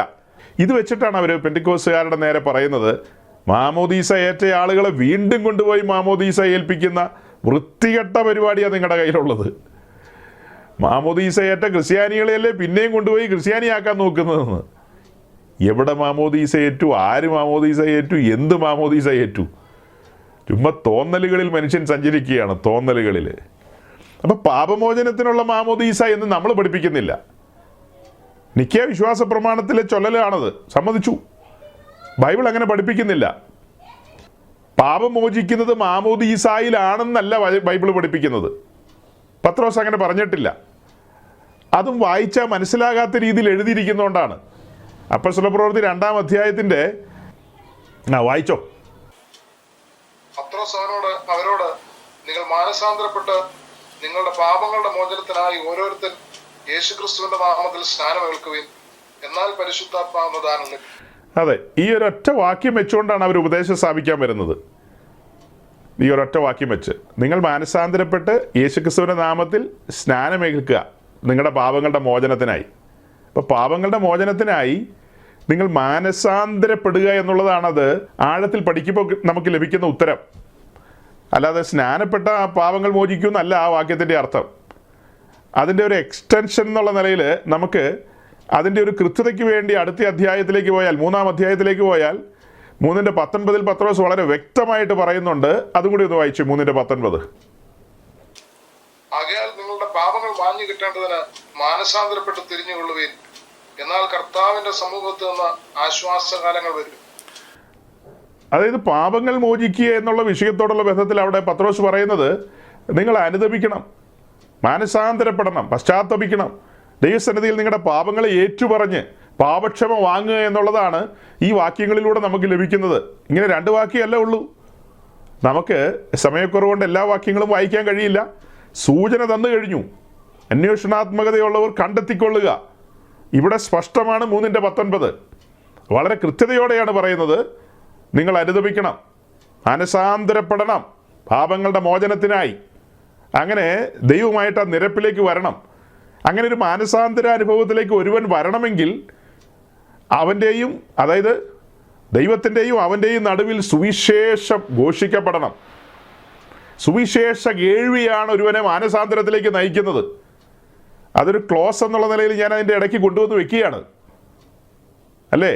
ആ കാര്യം കൂടെ ഇടയിൽ ചേർത്ത് വെക്കുകയാണ്. സുവിശേഷ കേൾവിയാണ് ഒരുവനെ മാനസാന്തരത്തിലേക്ക് നയിക്കുന്നത്. ചുമ്മാ ഒരുവന് മാനസാന്തരം ഉണ്ടാകുന്നത് എങ്ങനെയാണ്? മാനസാന്തരത്തിലേക്ക് അവനെ നയിക്കുന്നത് സുവിശേഷത്തിൻ്റെ കേൾവിയാണ്. ഓക്കെ, വെള്ളത്താലും ആത്മാവിനാലും ജനിക്കണമെന്ന് കർത്താവ് പറഞ്ഞു. വെള്ളം എന്ന വിഷയത്തെക്കുറിച്ച് നമ്മൾ ഓപ്പണായിട്ട് പറയുകയാണ്. വെള്ളം എന്ന് പറഞ്ഞാൽ ദൈവത്തിൻ്റെ വചനത്തെയാണ് കാണിക്കുന്നത്, പച്ചവെള്ളത്തെയല്ല.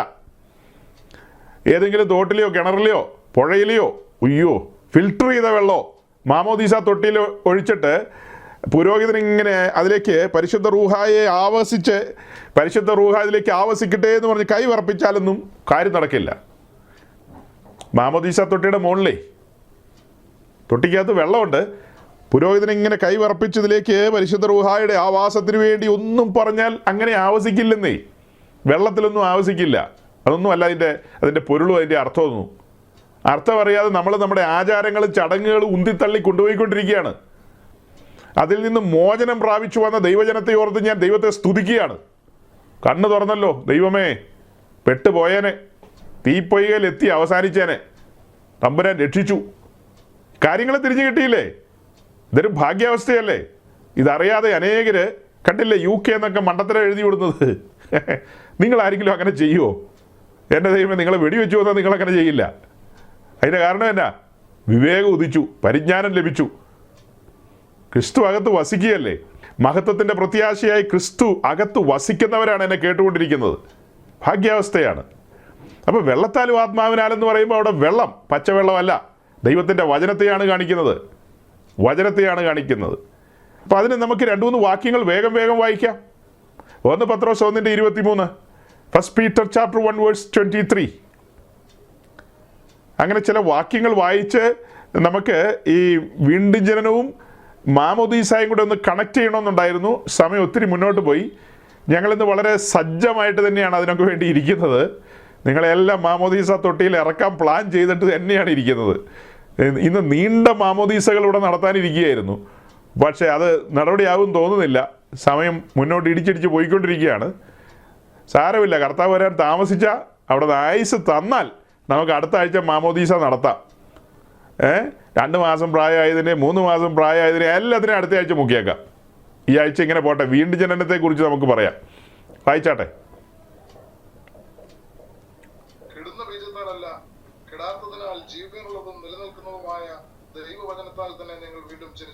അപ്പം നമ്മൾ നമ്മുടെ വാദഗതി ഇവിടെ കൊണ്ടുവരികയാണ്.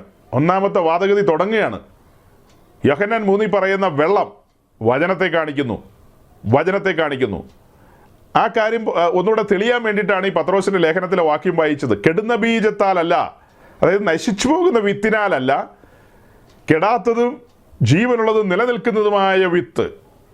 ഇവിടെ ദൈവവചനത്തെ വിത്തിനോട് ചിത്രീകരിച്ചിരിക്കുക. അത് മനസ്സിലാക്കണമെങ്കിൽ ലൂക്കോസിൻ്റെ സുവിശേഷം 8-ാം അധ്യായത്തിൻ്റെ 11-ാം വാക്യം കൂടെ ഒന്ന് വായിക്കണം. Luke chapter 8 verse 11. ലൂക്കോസിൻ്റെ സുവിശേഷം 8-ാം അധ്യായം 11-ാം വാക്യം. ഞാൻ എന്തിനാ ഇങ്ങനെ വാക്യങ്ങൾ പറയുന്നതെന്ന് അറിയാവോ? ഇതൊക്കെ കേട്ടിട്ടുള്ളവരെ ഇവിടെ ഇരിക്കുന്നതിൽ ഏറിയ പങ്കും, പക്ഷെ പുതുതായി കേൾക്കുന്ന പ്രിയ സഹോദരങ്ങളുണ്ട്. അത് ഡയറക്റ്റ് കേൾക്കുന്ന കാര്യമല്ല. നമ്മൾ ഈ മെസ്സേജൊക്കെ അപ്ലോഡ് ചെയ്യുമ്പോൾ ആയിരക്കണക്കിന് ആൾക്കാരാണ് കേൾക്കുന്നത്. ആ സഹോദരങ്ങൾക്ക് പുതുതായിട്ടൊക്കെ കേൾക്കുന്നവരുണ്ടെങ്കിൽ, ഇത് കാര്യങ്ങൾ അറിയാവുന്നവരുണ്ടല്ലോ, അല്ലാത്ത ആരെങ്കിലും കേൾക്കുന്നുണ്ടെങ്കിൽ അവർക്ക് പ്രയോജനപ്പെടാൻ വേണ്ടി റെഫറൻസ് പറയുന്നതാണ്. അവരെവിടെയെങ്കിലും നോട്ട് ചെയ്യട്ടെ എന്നുള്ള വിചാരത്തിലാണ് ഇത് പറയുന്നത്. അല്ലെങ്കിൽ എനിക്ക് ഓടിച്ചങ്ങ് പറഞ്ഞു വിട്ടാൽ മതി. അങ്ങനെ അല്ലല്ലോ, അതൊന്ന് വായിച്ച് കേൾപ്പിക്കുമ്പോഴാണല്ലോ ഉള്ളിൽ തട്ടുന്നത്. Luke chapter 8 verse 11.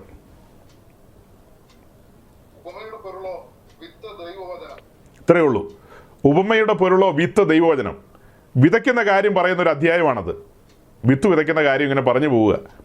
നല്ല നിലത്ത് വിതയ്ക്കുന്നതും പാറയിൽ വീഴുന്നതും ഒക്കെ ആയ കാര്യം പറഞ്ഞു പോയ കൂട്ടത്തിൽ പറയാണ് വിത്ത് ദൈവവചനമാണെന്ന്.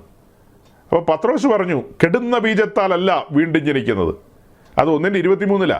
1-ാം അധ്യായത്തിൻ്റെ തുടക്കത്തിൽ തന്നെ എനിക്ക് തോന്നുന്നത് 4-5 വാക്യങ്ങൾ ചേർത്ത് വായിക്കുമ്പോൾ അവിടെയുണ്ട്, നമ്മെ വീണ്ടും ജനിപ്പിച്ചിരിക്കുന്നത് നല്ലൊരു അവകാശത്തിനായിട്ടാണെന്ന് എഴുതി വെച്ചിട്ടുണ്ട്. ആ വീണ്ടും ജനനത്തെക്കുറിച്ച് കുറച്ചുകൂടെ വിശദമായി പറയുകയാണ് 1:23 വരുമ്പോൾ. കെടുന്ന ബീജത്താലല്ലെന്ന് വെച്ചാൽ നശിച്ചു പോകുന്ന വിത്തിനാലല്ല. ലോകത്തിലുള്ള എല്ലാ സീഡും നശിച്ചു പോകും. എല്ലാ സീഡും നാശോന്മുഖമായ സീഡുകളാണ്. എല്ലാ സീഡും A to Z. പക്ഷെ ദൈവത്തിൻ്റെ വചനത്തെ വിത്തിനോട് ചിത്രീകരിക്കുകയാണ്. വിത്തിനോട് ഉപമിച്ചിട്ട് പറയുകയാണ്, ഇത് കെടുന്ന ബീജമല്ല. ആ വിത്തൊരുവൻ്റെ ഉള്ളിൽ വന്ന് വീണ് കഴിഞ്ഞാൽ അവിടെ നാമ്പ് കിളിർത്തു വരും. അപ്പം അങ്ങനെ വിത്തിനോട് ഉപമിക്കുകയാണ്. വിത്ത് വചനമാണെന്ന് കണ്ടു. ഇനി യാക്കോബ് 1:18 കൂടെ വായിക്കുക കൂടെ. James chapter 1 verse 18. അങ്ങനെ 2-3 വാക്യങ്ങളും കൂടെ വായിക്കുമ്പോൾ നമുക്ക് സാമാന്യം ബോധ്യപ്പെടും. വീണ്ടും ജനനത്തെക്കുറിച്ച് പറയുമ്പോൾ അവിടെ പച്ചവെള്ളം കൊണ്ടൊന്നും ഇന്നു വരെ ആരും വീണ്ടും ജനിച്ചിട്ടില്ല. വീണ്ടും ജനിച്ചതൊക്കെ ദൈവത്തിൻ്റെ വചനമാകുന്ന വിത്തകത്ത് വന്നപ്പോഴാണെന്നുള്ളത്. വായിച്ചാട്ടെ. നാം അവന്റെ സൃഷ്ടികളിൽ ഒരുവിധം ആദ്യഫലമാകേണ്ടതിന് അവൻ തന്റെ ഇഷ്ടം ഹേതുവായി സത്യത്തിന്റെ വചനത്താൽ നമ്മെ ജനിപ്പിച്ചിരിക്കുന്നു. കണ്ടോ, നമ്മെ ദൈവരാജ്യത്തിൽ ജനിപ്പിച്ചിരിക്കുന്നത് സത്യത്തിൻ്റെ വചനത്താലാണ്. സത്യത്തിൻ്റെ വചനത്താലാണ്, അഥവാ സുവിശേഷത്താലാണ്. സത്യവചനത്താൽ വീണ്ടും ജനിച്ചവരാണ് നാം. ആ സീഡ് നമ്മുടെ ഉള്ളിൽ വന്നു. 1 കൊരിന്ത്യർ ലേഖനം 4-ാം അധ്യായത്തിന്റെ 15-ാമത്തെ വാക്യം. 1 Corinthians chapter 4 verse 15. 1 കൊരിന്ത്യർ ലേഖനം 4:15. നിങ്ങൾക്ക് ക്രിസ്തുവിൽ 10,000 ഗുരുക്കന്മാരുണ്ടെങ്കിലും പിതാക്കന്മാർ ഏറെയില്ല. ക്രിസ്തുയേശുവിൽ ഞാനല്ലോ നിങ്ങളെ സുവിശേഷത്താൽ ജനിപ്പിച്ചത്. ക്രിസ്തുയേശുവിൽ ഞാനല്ലോ നിങ്ങളെ സുവിശേഷത്താൽ ജനിപ്പിച്ചത്. കൊരിന്ത്യരോട് പറയാണ്. ഇതിനെക്കുറിച്ച് എത്ര വിശദമായ പ്രസംഗങ്ങൾ നമ്മൾ പ്രസംഗിച്ചിട്ടുള്ളതാ.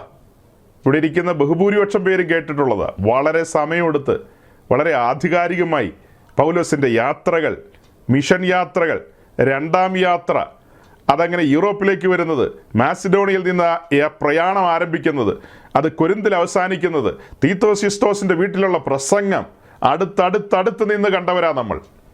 സുവിശേഷ ഘോഷണം, ക്രൂശിക്കപ്പെട്ടവനായ ക്രിസ്തുവിനെ അവിടെ ഉയർത്തുകയാണ്. കൊരിന്ത്യരുടെ കണ്ണിൻ്റെ മുമ്പിൽ ക്രൂശിക്കപ്പെട്ടവനായ ക്രിസ്തുവിനെ വരച്ചു വെച്ച് കൊടുക്കുകയാണ്. അങ്ങനെ ക്രൂശിക്കപ്പെട്ടവനായ ക്രിസ്തുവിനെ പ്രസംഗിച്ച് അവിടെ ദൈവരാജ്യം ഘോഷിക്കുകയായിരുന്നു.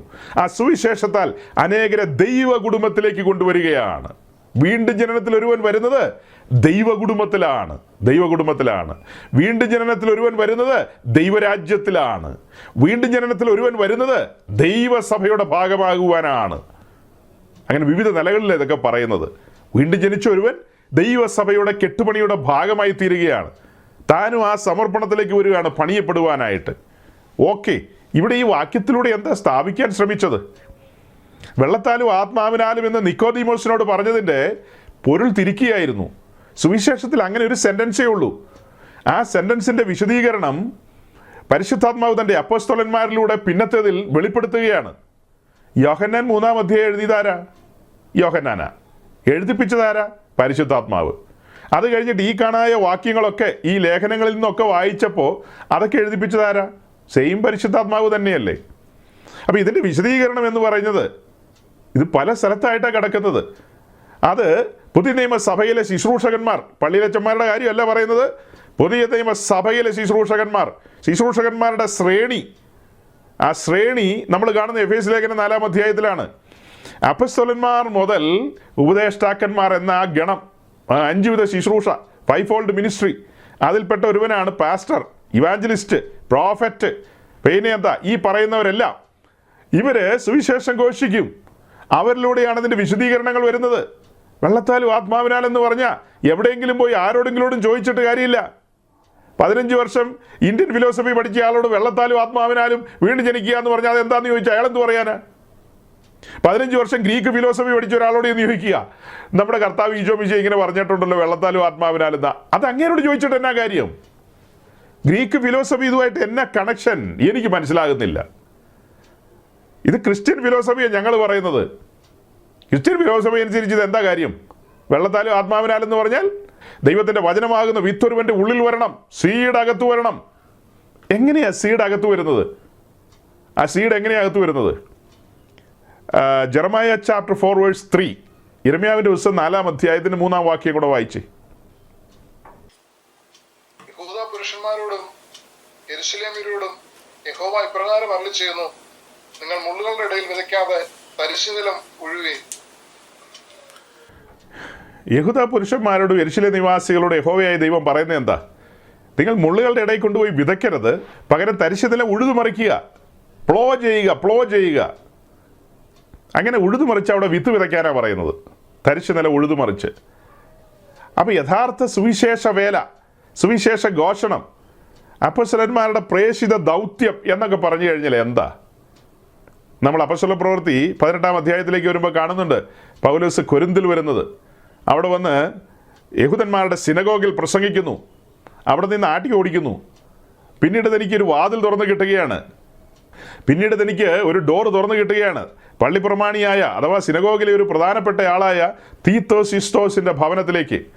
അവിടെ 1 ആണ്ടും 6 മാസവും താൻ ഈ ഉഴുതുമറിക്കൽ നടത്തിയെന്ന്. ശരിയായ പുതിയ നിയമ ശുശ്രൂഷ അഥവാ സുവിശേഷ ഘോഷണം, വചന ശുശ്രൂഷ എന്നൊക്കെ പറഞ്ഞാൽ ഒരു ഉഴുതുമറിക്കൽ തന്നെയാണ്. സുവിശേഷ വേലയ്ക്ക് വിളിക്കപ്പെട്ട എല്ലാവരുടെയും ചുമലിൽ ആ കലപ്പ വേണം. ശുശ്രൂഷയ്ക്ക് വിളിക്കപ്പെട്ടവരുടെ ചുമലിൽ എന്തു വേണം? കലപ്പ വേണം. ഉഴുതുമറിക്കുകയാണ്. കലപ്പ കണ്ടിട്ടുണ്ടാവുമല്ലോ നിങ്ങൾ. കലപ്പയുടെ പടമൊന്നും ഞാൻ എടുത്തു വെച്ചിട്ടില്ല. നിങ്ങൾക്ക് അറിയാൻ മേലാത്തവർ വേണമെങ്കിൽ സെർച്ച് ചെയ്ത് അന്വേഷിച്ച് കണ്ടുപിടിച്ചോളുക. തൽക്കാലം നമുക്ക് സമയമില്ല. അപ്പോൾ ഈ കലപ്പയുടെ ആ എഡ്ജിൽ ഒരു സ്റ്റീലിൻ്റെ, ഇരുമ്പിൻ്റെ ഒരു ഭാഗമുണ്ട്, മൂർച്ചയുള്ളൊരു ഭാഗം. അതിങ്ങനെ ബെൻഡായിട്ടിരിക്കുന്ന പോലെയാണ്.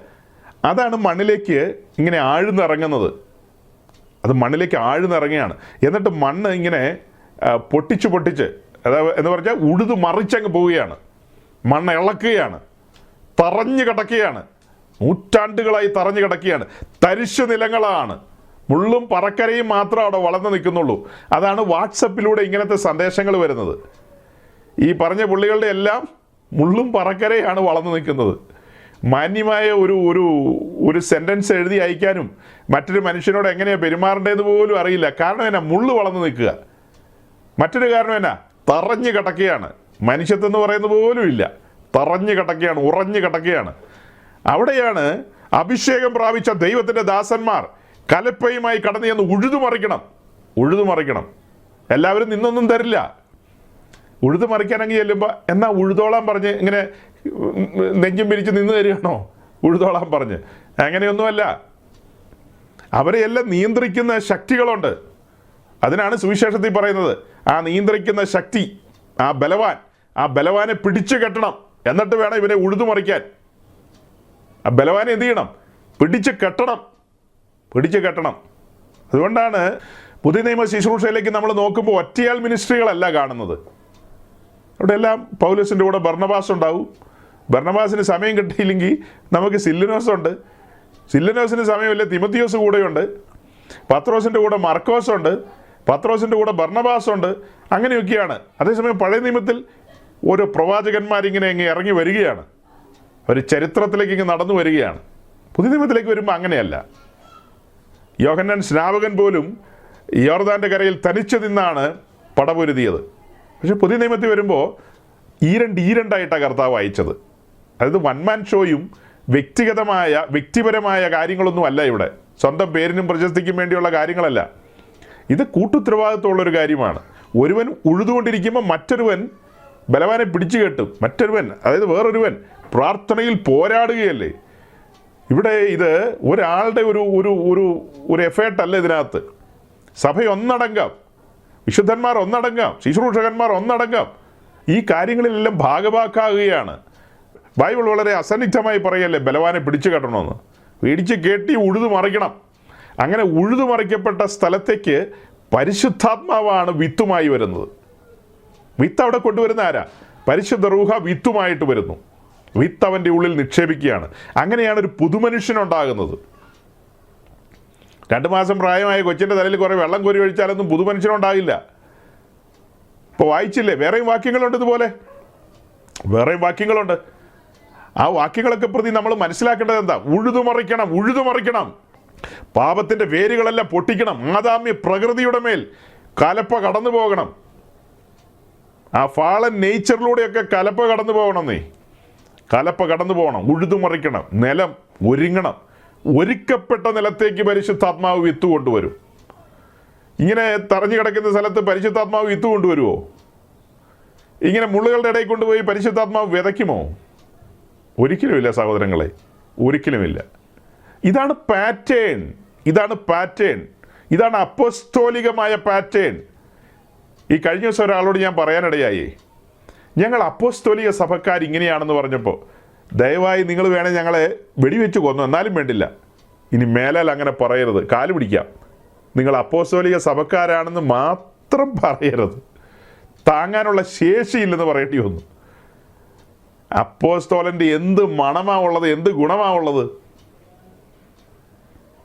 24 മണിക്കൂറും കള്ളുചാപ്പിലാണ് ആളുകൾ കിടക്കുന്നത്. എന്നിട്ടും അവിടെ നിന്ന് ഇറങ്ങി വന്നിട്ടാണ് പറയുന്നത് ഞങ്ങൾ അപ്പോസ്തോലികക്കാരാന്ന്.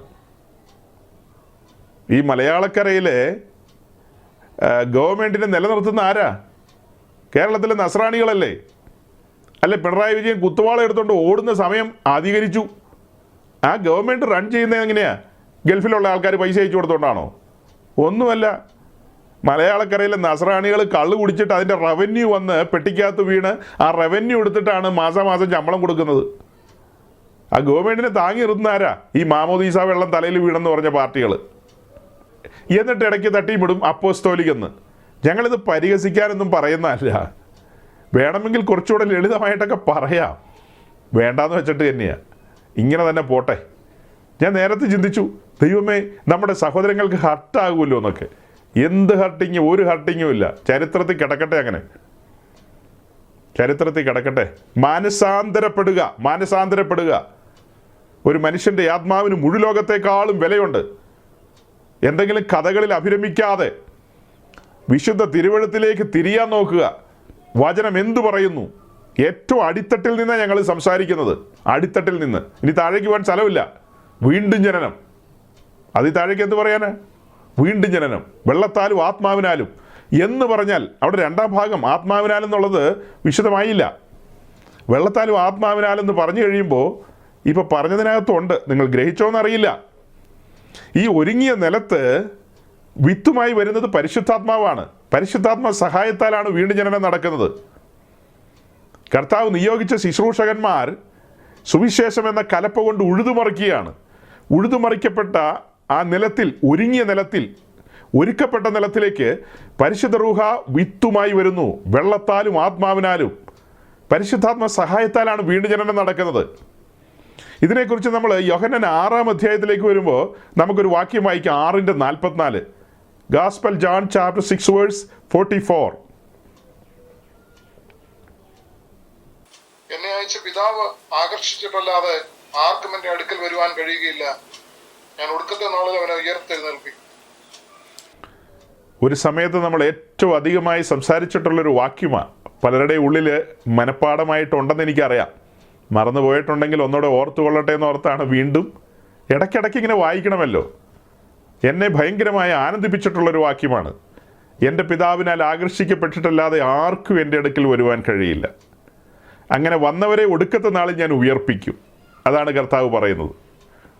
അപ്പോൾ ഇതിൻ്റെ ഒരു പൊരുൾ നമ്മൾ തിരിച്ചിരുന്നു ഇടയ്ക്ക്. ഈ വാക്യത്തിൻ്റെ ഒരു ആഴം, എൻ്റെ പിതാവിനാൽ ആകർഷിക്കപ്പെട്ടിട്ടല്ലാതെ ആർക്കും എൻ്റെ അടുക്കൽ എന്ന് പറയുമ്പോൾ പെട്ടെന്ന് ചിന്തിക്കും ആളുകൾ യേശു ക്രിസ്തുവിൻ്റെ അടുക്കൽ വരുന്ന കാര്യമാണെന്ന്. അങ്ങനെയല്ല. അതിൻ്റെ ഒരു ആഴം എടുത്ത് നമ്മൾ പഠിക്കുമ്പോൾ പിതാവായ ദൈവം മാനവലോകത്തെയും ആകർഷിക്കുകയാണ്. മാനവലോകത്തെയും എല്ലാവരെയും വിവിധ നിലകളിലാണ് ആകർഷിക്കുന്നത്. സുവിശേഷ കേൾവിയിലൂടെ ആകാം, മറ്റ് മാഗസീനുകളിലൂടെയോ ട്രാക്റ്റുകളിലൂടെയോ അല്ലെങ്കിൽ ഒരു വ്യക്തിയുടെ സംസാരത്തിലൂടെ ഏതെങ്കിലുമൊക്കെ വിധത്തിൽ പ്രകൃതിയിലൂടെയൊക്കെ പല നിലകളിലാണ് വലുവനായ ദൈവം ഈ തൻ്റെ സൃഷ്ടികളെ ആകർഷിക്കുന്നത് എങ്ങോട്ടാ? ക്രൂശിങ്കിലേക്കാണ്. യേശു ക്രിസ്തുവിലേക്ക് പറയുമ്പോൾ അതിൻ്റെ ഗൗരവം ആളുകൾക്ക് പിടിയിട്ടില്ല. ക്രൂശിങ്കിലേക്കാണ് ആകർഷിക്കുന്നത്. സുവിശേഷ കേൾവി നമ്മളെ വലിച്ചടിപ്പിച്ചു കൊണ്ടുപോകുന്നത് എങ്ങോട്ടാ? ക്രൂശിങ്കിലേക്കാണ്. ആ ക്രൂശിലെ കാഴ്ച, അതിനാണ് നമ്മൾ ക്രൂശിൻ്റെ ദർശനം എന്ന് പറയുന്നത്. സുവിശേഷം നമുക്ക് മറനീക്കി തുറന്നു തരുന്നത് എന്താ? കത്തുന്നൊരു യാഗപീഠമാണ്. ആ യാഗപീഠത്തിലേക്ക് നമ്മൾ സൂക്ഷിച്ചു നോക്കുമ്പോൾ കാണുന്നത് എന്താ? തൻ്റെ ഏകജാതനായ പുത്രനെ പിതാവ് കൈവിട്ട നിമിഷങ്ങളാണ് കാണുന്നത്. അവനെ തകർത്ത് കളയുവാൻ യഹോവയ്ക്ക് ഇഷ്ടം തോന്നി എന്നുള്ള കാര്യമാണ് നമ്മുടെ കൺമുമ്പിൽ തെളിഞ്ഞു വരുന്നത്. അവൻ പീഡനത്താലും ശിക്ഷാവിധിയാലും എടുക്കപ്പെട്ടു. അവൻ തകർക്കപ്പെട്ടു, ഉടയ്ക്കപ്പെട്ടു. ഭയാനകമായ കാഴ്ചയല്ലേ അത്? അതിഭയാനകമായ കാഴ്ച. നമ്മുടെ പാപവും ശാപവും വഹിച്ചുകൊണ്ട് കാൽവറിയുടെ കൊലമരത്തിലേക്ക് അവൻ നടന്നു കയറിയ കാഴ്ച. പിതാവ് ആകർഷിക്കുന്നത് അങ്ങോട്ടാ. ആരെ ആകർഷിക്കുന്നത്? സുറിയാനി ക്രിസ്ത്യാനികളെ അല്ല കേട്ടോ, ലത്തീൻ ക്രിസ്ത്യാനികളെ അല്ല അങ്ങോട്ട് ആകർഷിക്കണേ. നീയൊക്കെ നിന്റെ വഴിക്ക് പോ. അങ്ങോട്ട് ആകർഷിക്കുന്ന ആരെയാ? പാപികളെയാണ്. ഇപ്പം ചിലർ ചിന്തിക്കും ഞങ്ങൾ പെന്തിക്കോസുകാരെയാണോ എന്ന്. ഒരു കോസുകാരെയല്ല, മനുഷ്യവർഗവും. ബൈബിൾ എന്താ പറയുന്നത്? ഒരു വ്യത്യാസവുമില്ല. എല്ലാവരും പാപം ചെയ്ത് ദൈവതേജസ് നഷ്ടപ്പെടുത്തിയിരിക്കുകയാണ്. അങ്ങനെ ദൈവതേജസ് നഷ്ടപ്പെടുത്തിയിരിക്കുന്ന മാനവവർഗത്തെയാണ് ആകർഷിക്കുന്നത്. എങ്ങോട്ടാ? ക്രൂശിങ്കിലേക്ക്. ക്രൂശിൻ്റെ ദർശനം. കണ്ണിൻ്റെ മുമ്പിൽ വരച്ചു വെച്ചു കൊടുക്കുകയായിരുന്നു പൗലോസ് ഗലാത്യയിൽ പോയി. സവിസ്തരം അവർക്ക് കാര്യങ്ങളെ ഗ്രഹിപ്പിച്ചു കൊടുക്കുകയായിരുന്നു. അങ്ങനെ അവരുടെ കൺമുമ്പിൽ ദൈവത്തിൻ്റെ വചനം ഇങ്ങനെ തുറന്നു വരികയാണ്. തുറന്നു വന്നപ്പോൾ വീണ്ടെടുപ്പുകാരനെ അവർ കണ്ണാലെ കാണുകയാണ്, ആത്മക്കണ്ണുകൊണ്ട് കാണുകയാണ്. വീണ്ടെടുപ്പിന് കൊടുത്ത വില, അതിൻ്റെ ആഴങ്ങൾ അവർ കാണുകയാണ്. ആ കാഴ്ച ഭയാനകമായിരുന്നു. ആ കാഴ്ചയുടെ മുമ്പിൽ അവർക്ക് പിടിച്ചു നിൽക്കാൻ കഴിഞ്ഞില്ല. അവർ സറണ്ടർ ചെയ്തു. അതിന് കാരണം എന്താ? പിതാവ് ആകർഷിച്ചു എന്നുള്ളത് മാത്രമല്ല, ഈ കാഴ്ച എന്ന് പറയുമ്പോൾ അവിടെയാണ് പരിശുദ്ധാത്മാവിൻ്റെ പ്രവർത്തനം. യോഹന്നാൻ 16-ാം അധ്യായത്തിൽ വായിക്കുന്നത് പോലെ പരിശുദ്ധാത്മാവ് വന്ന് ലോകത്തിന് പാപത്തെയും നീതിയെയും ന്യായവിധിയെയും കുറിച്ചുള്ള ബോധ്യം കൊടുക്കുകയാണ്. പാപത്തെക്കുറിച്ചുള്ള ബോധ്യം, ദൈവിക നീതിയെക്കുറിച്ചുള്ള ബോധ്യം, ഭയാനകമായ ന്യായവിധിയെക്കുറിച്ചുള്ള ബോധ്യം കൊടുക്കുകയാണ്. അപ്പോൾ പിതാവ് ആകർഷിക്കുന്ന ഒരു പാപിയെ ആകർഷിക്കുന്നു. അവിടെ സുവിശേഷ ഘോഷണം നടക്കുകയാണ്. സുവിശേഷ ഘോഷണത്തിൽ അവൻ്റെ ഉഴുതുമറിച്ചുകൊണ്ടിരിക്കുകയാണ്. പാപത്തെക്കുറിച്ചുള്ള വലിയ ബോധ്യമാണ് കൊടുക്കുന്നത്. സുവിശേഷ ഘോഷണത്തിൽ ഒന്ന് വെച്ചാൽ രണ്ട് കിട്ടുമെന്നുള്ളതല്ല സുവിശേഷ ഘോഷണം. അയ്യോ, അങ്ങനെയൊക്കെയുള്ള എന്തുമാത്രം ബിരുദന്മാരാണ് നമ്മുടെ നാട്ടിൽ ധനസമ്പാദനത്തിന് വേണ്ടി മനുഷ്യരെ വാണിഭമാക്കിക്കൊണ്ടിരിക്കുന്നത്. ഇതൊന്നും എൻ്റെ ഭാഷയല്ല, അപ്പോസ്തലന്മാർ പറഞ്ഞു വെച്ചിരിക്കുന്ന. മനുഷ്യരെ വാണിഭമാക്കുകയാണ് അല്ലേ? ധനസമ്പാദനത്തിനും സുഖജീവിതത്തിനും വേണ്ടി മനുഷ്യരെ ഒരു കച്ചവടച്ചരക്കാക്കി മാറ്റിയിരിക്കുകയാണ്. ഇവിടെ നമ്മൾ പറഞ്ഞു വരുന്നത് അങ്ങനെയല്ല. ദൈവത്തിൻ്റെ അഭിഷിക്തന്മാർ സുവിശേഷം ഘോഷിക്കുമ്പോൾ ഒരുവൻ്റെ ഹൃദയം, അവൻ്റെ ഉഴുതുമറിച്ചുകൊണ്ടിരിക്കുകയാണ്. അങ്ങനെ ഉഴുതുമറിച്ചുകൊണ്ടിരിക്കുന്ന ആ സമയത്ത് അവന് പാപത്തെക്കുറിച്ചും നീതിയെക്കുറിച്ചും ന്യായവിധിയെക്കുറിച്ചുമുള്ള കഠിനമായ ബോധ്യങ്ങൾ വരികയാണ്. പാപബോധത്താൽ അവൻ ഉഴലുകയാണ്. പാപബോധത്താൽ അവൻ ദൈവസന്നിധിയിൽ മുട്ടുമടക്കുകയാണ്, മാറത്തടിക്കുകയാണ്. അവന് വാക്കുകളില്ല, ഭാഷണമില്ല, ഹൃദയം നിറഞ്ഞു തുളുമ്പുകയാണ്. ദൈവസന്നിധിയിൽ നിൽക്കാൻ ഞാൻ അയോഗ്യൻ എന്നുള്ളൊരു തിരിച്ചറിവാണ് ലഭിക്കുന്നത്. ഭയാനകമായ ന്യായവിധിക്ക് വേണ്ടി പേരെഴുതി വെച്ചിരിക്കുന്ന ഒരു പേരാണ് എൻ്റേത് അല്ലേ? ന്യായവിധിയുടെ വാൾ തലയ്ക്ക് മീതെ തൂങ്ങുന്നവൻ കാണുകയാണ്. അതിൽ നിന്ന് അവനുള്ള വിടുതലാണ് ഈ ബലിപീഠത്തിൽ കാണുന്നത്, അവിടെ സാധിപ്പിച്ചെടുത്ത രക്ഷ. അപ്പോൾ പിതാവ് ആകർഷിക്കുന്നു, പരിശുദ്ധാത്മാവ് പാപബോധം കൊടുക്കുന്നു. പിതാവ് ഒരുവനെ ആകർഷിക്കുന്നു, പരിശുദ്ധാത്മാവ് ഒരുവന് പാപബോധം കൊടുക്കുന്നു. ഈ ആകർഷണ വലയത്തിൽ അവൻ്റെ കാഴ്ച, അവൻ്റെ കണ്ണ് തുറന്ന്, അവൻ്റെ അകക്കണ്ണ് തുറക്കുകയാണ്. അവൻ കാണുന്ന കാഴ്ച എന്ന് പറയുന്ന ക്രൂശിൻ്റെ ദർശനമാണ്. ആ ദർശനത്തിൽ, ആ കാഴ്ചയിൽ അവന് പാപബോധം വരികയാണ്. അവൻ സറണ്ടർ ചെയ്യുകയാണ്. അവൻ ദൈവസന്നിധിയിൽ ഏൽപ്പിച്ചു കൊടുക്കുകയാണ്. അങ്ങനെ ഏൽപ്പിച്ചു കൊടുക്കുന്ന സമയം അവൻ്റെ പേര് ജീവപുസ്തകത്തിൽ എഴുതപ്പെടുകയാണ്. വീണ്ടും ജനനാനുഭവത്തിലേക്ക് വരികയാണ്. വീണ്ടും ജനിച്ചവൻ്റെ പേര് ജീവപുസ്തകത്തിൽ എഴുതുകയാണ്. അത് മാത്രമല്ല, കുറച്ചുകൂടെ കടത്തി പറഞ്ഞാൽ, ഇവൻ ഈ വീണ്ടും ജനനാനുഭവത്തിലേക്ക് വരുന്ന സമയം വരെ അവൻ്റെ ഉള്ളിൽ വാണുകൊണ്ടിരുന്നത് പാപമാണ്. അവൻ്റെ ഉള്ളിൽ മരണദൂതൻ ചിറകടിച്ച് നിൽക്കുകയാണ്. മരണം അവൻ്റെ ഉള്ളിലുണ്ട്. അതേസമയം ഈ ഒരുക്കപ്പെട്ട നിലത്തിലേക്ക് പരിശുദ്ധാത്മാവ് വിത്തുമായിട്ട് വരുമ്പോൾ പാപം പുറത്തേക്ക് പോയി തൽസ്ഥാനത്തേക്ക് പരിശുദ്ധാത്മാവ് വരുന്നു. മരണം നീങ്ങി തൽസ്ഥാനത്തേക്ക് ജീവൻ വരുന്നു, അഥവാ നിത്യജീവൻ വരുന്നു. അവൻ മരണമില്ലായ്മയിലേക്ക് കടക്കുന്നു. വീണ്ടും ജനനത്തിൽ സംഭവിക്കുന്ന കാര്യങ്ങളാണിതെല്ലാം. വീണ്ടും ജനിക്കപ്പെടുകയാണ് ഒരുവൻ, വീണ്ടും ജനിക്കപ്പെടുകയാണ്. അവൻ്റെ അകത്തെ മനുഷ്യൻ വന്നു. തുടർന്ന് എന്താ പറയാനുള്ളത്? വീണ്ടും ജനിച്ചവൻ തന്നെ രക്ഷിച്ചവനോട് ചേരുവാൻ സ്നാനമേൽക്കേണ്ടതുണ്ട്.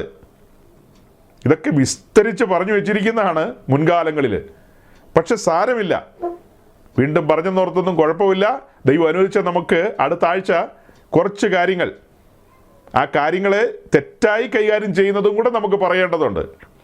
നിങ്ങൾക്ക് നിങ്ങളുടെ കാര്യം മാത്രം പറഞ്ഞാൽ പോരെ എന്ന് ചോദിച്ചാൽ പോരാ, അതാണ് ഉത്തരം.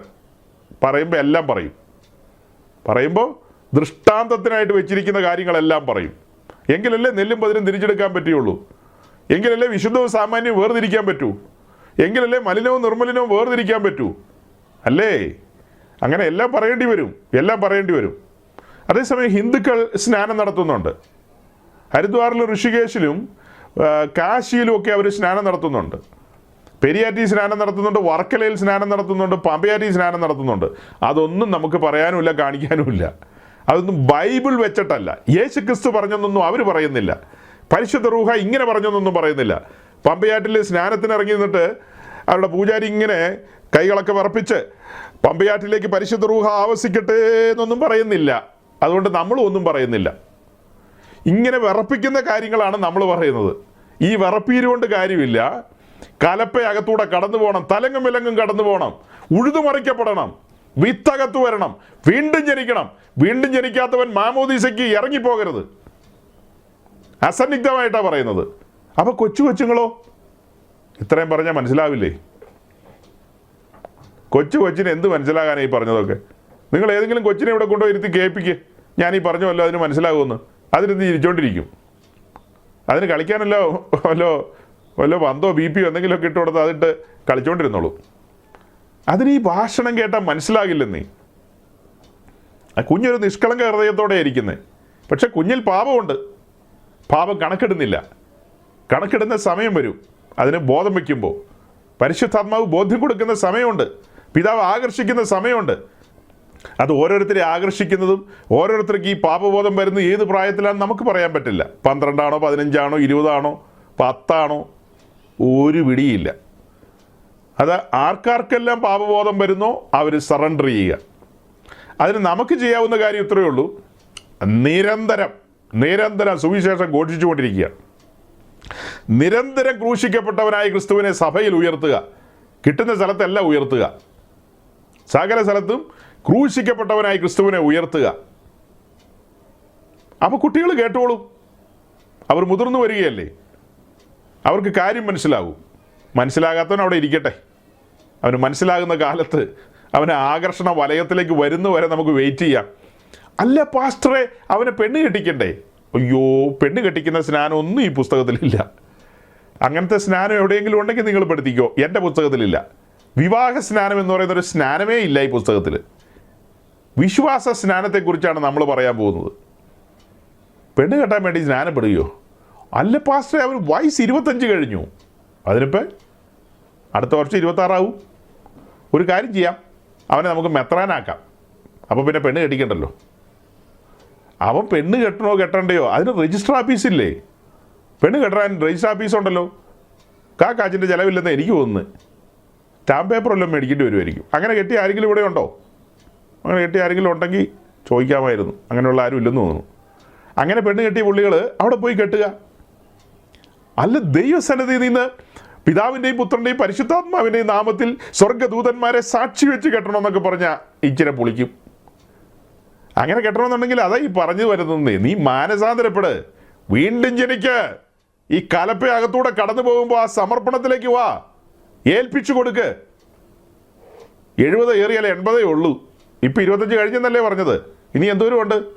ഇനി കൂടി 50 കാണുമായിരിക്കും. അത് കഴിഞ്ഞാലോ? അത് കഴിഞ്ഞാൽ നീ വെള്ളസിംഹാസനത്തിന് മുമ്പാകെ നിൽക്കേണ്ടി വരും. ഓർത്തോ, അന്ന് മുട്ട് കൂട്ടിയിടിക്കും. പിന്നെ ദൂതന്മാർ തൂക്കിയെടുത്തൊരു ഏറെറിയും. എങ്ങോട്ടാ? ഊട്ടിക്കൊന്നും അല്ല എറിയുന്നത്, തീപ്പൊയ്കയിലേക്ക് എറിയുന്നത്. ഭയാനകമായിരിക്കും അതൊക്കെ. ഇത് ആർക്കൊക്കെ ബാധകമാണ്? ഇപ്പം പറഞ്ഞൊരു പെന്തിക്കോസുകാരൻ്റെ കാര്യമല്ലേ. പിന്നെ വേറെ കൂട്ടരൊന്നും മീശ വിരിക്കല്ലേ. ഇപ്പം നമ്മൾ പറഞ്ഞൊരു പെന്തിക്കോസുകാരൻ ചെറുക്കൻ്റെ കാര്യം, 25 വയസ്സുകാരൻ്റെ കാര്യം. അവൻ മാനസാന്തരപ്പെട്ടില്ല, അവൻ സ്നാനപ്പെട്ടില്ല, അവൻ വിശുദ്ധ ജീവിതം നയിച്ചില്ലെങ്കിൽ അവനെ തൂക്കി എറിയുമെന്നാണ് പറഞ്ഞത്. അപ്പം നമുക്കിവിടെ ഒരു മുഖപക്ഷവും ഇല്ല. പറയുമ്പോൾ ചില കൂട്ടങ്ങളുടെ പേരൊക്കെ പറയുന്നേ ഉള്ളൂ ഇടയ്ക്ക്. ഇത് ഏതൊരു മനുഷ്യനും ബാധകമാണെന്നേ. ഹിന്ദുവിനും മുസ്ലിമിനും സിഖുകാരനും നിരീശ്വരവാദിക്കും ഒക്കെ ബാധകമാണ്. ഇപ്പം നമുക്കതൊന്നും അംഗീകരിക്കാതിരിക്കാനുള്ള സ്വാതന്ത്ര്യമുണ്ട്, അത് വേറെ കാര്യം. എതിർക്കാനുള്ള സ്വാതന്ത്ര്യമുണ്ട്, അതെല്ലാം ഓക്കെ. എതിർക്കാനും അംഗീകരിക്കാതിരിക്കാനും ഒന്നും സ്വാതന്ത്ര്യമില്ലാത്തൊരു ദിവസം വരുന്നു, മരണശേഷം. മരിക്കുമ്പോൾ എന്തെങ്കിലും സ്വാതന്ത്ര്യമുണ്ടോ? അതൊരു കാര്യം ചെയ്യാം, എനിക്ക് ഇഷ്ടമല്ല എന്നെ ഈ ആൾക്കാരിങ്ങനെ ചുവന്നുകൊണ്ട് പോകുന്നത്, ഞാൻ തന്നെ ആ കുഴിയിലേക്ക് വന്നേക്കാം, നിങ്ങളെല്ലാം അങ്ങോട്ട് വന്നേരെ എന്ന് പറയാൻ നമുക്ക് സ്വാതന്ത്ര്യമുണ്ടോ? നോ നോ നോ നോ, അങ്ങനെ ഒരു സ്വാതന്ത്ര്യമില്ല. നാട്ടുകാരെല്ലാം നമ്മളെ ചുമ്മിക്കൊണ്ട് പോകും. ഞാൻ തന്നെ വരാമെന്ന് പറഞ്ഞാൽ അതെങ്ങനെ നടക്കും? ആ മരിക്കുന്നതിൻ്റെ 5 മിനിറ്റ് മുമ്പ് ഞാൻ കുഴിയുടെ അവിടെ വന്നിരുന്ന് ചത്തേക്കാം. അങ്ങനെയൊന്നും നടക്കില്ല. നീ എപ്പോഴാണെന്നൊന്നും നമുക്ക് പറയാൻ പറ്റില്ല ബ്രദർ. ഇരിക്കുന്ന കസേരയിൽ നിന്ന് എഴുന്നേക്കുമെന്ന് ഗ്യാരണ്ടി ഇല്ലെന്ന്. എപ്പോൾ? ഇന്ന് ഇവിടെ ആമേൻ പറയുന്നതിന് മുമ്പ് എഴുന്നേക്കുമെന്ന് ഗ്യാരണ്ടി ഇല്ല. പിന്നെയാ നാളത്തെ കാര്യം. ഇന്നത്തെ കാര്യം ഇപ്പം ഇരിക്കുന്നില്ലേ ഓരോരുത്തർ, ആ ഇരിപ്പിൽ നിന്ന് എഴുന്നേക്കുമെന്ന് പോലും നമുക്ക് ഗ്യാരണ്ടി ഇല്ല. അപ്പോൾ എന്താ ഈ പറഞ്ഞു വരുന്നത്? വീണ്ടും ജനനം മനോഹരമായ നിലയിലാണ് നമ്മളിത് അവതരിപ്പിക്കുന്നത്. വചനത്താലാണ് വീണ്ടും ജനിക്കുന്നത്. പരിശുദ്ധാത്മാവാണ് വചനമാകുന്ന വിത്തൊരുവൻ്റെ ഉള്ളിൽ കൊണ്ടുവരുന്നത്. ഒരു കാര്യം കൂടെ ചേർത്ത് പറഞ്ഞേക്കാം. അല്ല, ഇതെങ്ങനെ നടക്കുമെന്നൊരു ചോദ്യം ചോദിച്ചു മറിയ. ഞാൻ പുരുഷനെ അറിയായികയാൽ ഈ കാര്യം എങ്ങനെ സംഭവിക്കുമെന്നൊരു ചോദ്യമാണ്. ഒരുപക്ഷെ ചിലരുടെ ഉള്ളിൽ അങ്ങനെ ഒരു ചിന്ത വന്നു കാണും. അതിനുള്ള മറുപടി പറഞ്ഞേക്കാം. ഗബ്രിയേൽ ദൂതനെന്ന് പറഞ്ഞു, ഞാൻ അങ്ങ് ചേർത്ത് പറഞ്ഞേക്കാം. മറിയോട് എന്താ ദൂതൻ പറഞ്ഞത്? അത്യുന്നതൻ്റെ ശക്തി നിന്റെ മേൽ നിഴലിടും, പരിശുദ്ധ റൂഹായാൽ ഒരു വിശുദ്ധ പ്രജ നിന്റെ ഉള്ളിൽ ഉത്ഭവിക്കും, ഉദരഫലം നിന്റെ ഉള്ളിൽ വരും. അങ്ങനെയല്ലേ പറഞ്ഞത്? മറിയുടെ ഈ ചോദ്യത്തിന് മറുപടിയായിട്ട് ഗബ്രിയേൽ പറയുകയാണ്, അത്യുന്നതൻ്റെ ശക്തി നിന്റെ മേൽ നിഴലിടും, പരിശുദ്ധാത്മാവിനാൽ ഒരു വിശുദ്ധ പ്രജ. അങ്ങനെയാണ് പറഞ്ഞത്. സെയിം കാര്യം തന്നെയാണ് നമ്മുടെ കാര്യത്തിലും. അത്യുന്നതൻ്റെ ശക്തി നമ്മുടെ മേൽ നിഴലിടും, പരിശുദ്ധാത്മാവിനാൽ ഒരു വിശുദ്ധ പ്രജ നമ്മുടെ ഉള്ളിൽ. അങ്ങനെയാണ് സംഭവിക്കുന്നത്. വീണ്ടും ജനനം അങ്ങനെയാണ്. അപ്പോൾ അന്ന് മറിയുടെ ഗർഭപാത്രത്തിലാണ് ഈ ജനനം നടന്നതെങ്കിൽ നമ്മുടെ ഹൃദയത്തിലെ ഈ ജനനം നടക്കുന്നത്. മറിയുടെ ഗർഭപാത്രത്തിലാണ് സംഭവിച്ചതെങ്കിൽ നമ്മുടെ ഹൃദയത്തിലാണ്. പാറ്റേണൊക്കെ ഒന്ന് തന്നെ. അതാ പറഞ്ഞത്, പിതാവിനാൽ ആകർഷിക്കപ്പെടുകയാണ്, അത്യുന്നതൻ്റെ ശക്തി നമ്മുടെ മേൽ നിഴലിടുകയാണ്, പരിശുദ്ധാത്മാവ് നമുക്ക് പാപബോധം നൽകുകയാണ്. പരിശുദ്ധാത്മാവിനാലാണ് ഈ വിത്തകത്തു വരുന്നത്, സീഡകത്തു വരുന്നത്. ഒരുക്കപ്പെട്ട നിലത്തിലേക്ക് വിത്ത് കൊണ്ടുവരുന്നത് പരിശുദ്ധ റൂഹയാണ്. അങ്ങനെ വീണ്ടും ജനനം നടക്കുകയാണ്. വീണ്ടും ജനനം നടന്നു കഴിയുമ്പോൾ അവൻ്റെ പേര് ജീവപുസ്തകത്തിൽ എഴുതപ്പെടുകയാണ്. ജീവപുസ്തകത്തിൽ എഴുതപ്പെടുകയാണ്. ഇതിൻ്റെ നിഴലായിട്ടുള്ള പല കാര്യങ്ങളും ഉണ്ടല്ലോ. ആ കാര്യങ്ങളും ദൈവം അനുവദിച്ച് നമുക്ക് അടുത്ത ആഴ്ച ചേർത്ത് വെച്ച് പറയാം. അങ്ങനെ ഈ കാര്യങ്ങളെല്ലാം നിങ്ങൾ വീണ്ടും ധ്യാനിക്കുക. ഇതിനകത്ത് കേട്ടിരിക്കുന്ന ഏറിയ പങ്കാളുകളും ഈ വിഷയത്തിൽ എന്നെക്കാളും മനോഹരമായ നിലയിൽ പറയാൻ പ്രാപ്തിയുള്ളവരാണെന്ന് അറിയാം. എന്നിരുന്നാലും നമ്മൾ ഈ കാര്യങ്ങൾ സവിസ്തരം പറയുന്നതിൻ്റെ പിന്നിലുള്ള രഹസ്യം, ഈ കാര്യങ്ങളെ അറിയാത്ത അനേകരുണ്ട് സഹോദരങ്ങളെ. ഞാൻ ഈ കഴിഞ്ഞ ദിവസങ്ങളിൽ ബാംഗ്ലൂർ തന്നെ 16 വർഷം ഒരു മെഗാ ചർച്ചിൽ അറ്റൻഡ് ചെയ്തുകൊണ്ടിരുന്ന ഒരു ഫാമിലിയുമായിട്ട് സംസാരിക്കാനിടയായി. അങ്ങനെ സംസാരിച്ചു വന്നപ്പോൾ നല്ല മനുഷ്യരാണ് അവരൊക്കെ. വീണ്ടും ജനനത്തെക്കുറിച്ച് ചോദിച്ചു, ഈ വാക്യങ്ങളെക്കുറിച്ച് ചോദിച്ചു. അവരെല്ലാം പറയുന്നത് സ്നാനത്തിൻ്റെ കാര്യം ആ വാക്യത്തിൽ പറയുന്നതെന്നാ. സ്നാനപ്പെട്ട് വീണ്ടും ജനിച്ചോളാനാണ്. 16 വർഷം വലിയൊരു ചർച്ചിലിരുന്നതാണ്. പക്ഷെ അങ്ങനത്തെ കാര്യങ്ങളൊന്നും അവിടെ ടീച്ച് ചെയ്യുന്നില്ല. അതിൽ നിന്ന് ഞാൻ മനസ്സിലാക്കുന്ന ഒരു കാര്യം, ഇന്ന് കാണുന്ന വിശ്വാസികൾ എന്ന് പറയുന്ന വലിയ പങ്ക് ആളുകളും ഇങ്ങനത്തെ പല കാര്യങ്ങളും അറിയാത്തവരുണ്ട്. ആ ആളുകൾക്ക് പ്രയോജനപ്പെടാൻ പാകത്തിന് നമ്മൾ വീണ്ടും വീണ്ടും ഇങ്ങനെയുള്ള കാര്യങ്ങൾ പറയുകയാണ്. ഈ പുതിയ കാലഘട്ടത്തിലെ യുദ്ധമുഖം എന്ന് പറയുന്നത് പണ്ട് കാലത്ത് തെരുവിൽ നിന്നൊക്കെയായിരുന്നു സുവിശേഷം അറിയിച്ചുകൊണ്ടിരുന്നത്. ഇന്ന് സാമൂഹ്യ മാധ്യമങ്ങളിലൂടെ നമുക്ക് അനേകരിലേക്ക് ഈ ആത്മീയ സത്യങ്ങൾ എത്തിക്കാൻ കഴിയും. അങ്ങനെ ഈ സാമൂഹ്യ മാധ്യമങ്ങളിലൂടെ കേട്ട എത്ര പേരാണ് വീണ്ടും ജനനാനുഭവത്തിലേക്ക് വന്നതും വിശ്വാസ സ്നാനത്തിന് ഇറങ്ങി തിരിച്ചതും. പലരും ഇന്നും വിശുദ്ധ ജീവിതം നയിച്ചു മുന്നോട്ട് പോയിക്കൊണ്ടിരിക്കുന്നു. ദൈവം അവരുടെ ജീവിതത്തിൽ ഇടപെടുകയാണ്. വലിയവനായ ദൈവം നോക്കുമ്പോൾ ഇന്ന് കാണുന്ന സംവിധാനങ്ങളിൽ തൻ്റെ പ്രിയപുത്രനെ ഉയർത്തുന്നില്ല, ക്രൂശിക്കപ്പെട്ടവനായ ക്രിസ്തുവിനെ പ്രസംഗിക്കുന്നില്ല. എന്നാൽ ഓൺലൈനെങ്കിൽ ഓൺലൈൻ, എന്ത് ലൈനാണെങ്കിലും വേണ്ടില്ല, സത്യസുവിശേഷം ആര് പ്രസംഗിക്കുന്നോ അവിടെ സ്വർഗദൂതന്മാരുടെ കാവലുണ്ട്, അവിടെ പരിശുദ്ധാത്മാവിൻ്റെ പ്രവർത്തനമുണ്ട്. ഹൃദയങ്ങൾ ഒരുക്കപ്പെടും, നുറുക്കപ്പെടും, തകർക്കപ്പെടും. അങ്ങനെയുള്ള ഇടങ്ങളിലേക്കാണ് വിത്തുമായി വരുവാൻ പരിശുദ്ധാത്മാവ് കാത്തു നിൽക്കുകയാണ്. ചില ജീവിതങ്ങൾ ഈ നാളുകളിൽ ഒരുക്കപ്പെടട്ടെ. ചിലരുടെ പേരും കൂടെ ജീവപുസ്തകത്തിൽ എഴുതട്ടെ. നമ്മുടെ അധ്വാനം വൃഥാവല്ല, നമ്മുടെ സമയം നാം ചെലവഴിച്ചത് വൃഥാവിലാണെന്നൊന്നും ആരും ചിന്തിക്കേണ്ട. പ്രാർത്ഥനയോടെ നമുക്ക് ഇന്ന് പകൽ പിരിയാം. ദൈവത്തിൻ്റെ ആത്മാവ് എല്ലാവരെയും സഹായിക്കട്ടെ. ദൈവപ്രവൃത്തി സംഭവിക്കട്ടെ. എല്ലാവരും ദൈവം അനുഗ്രഹിക്കട്ടെ. Thank you.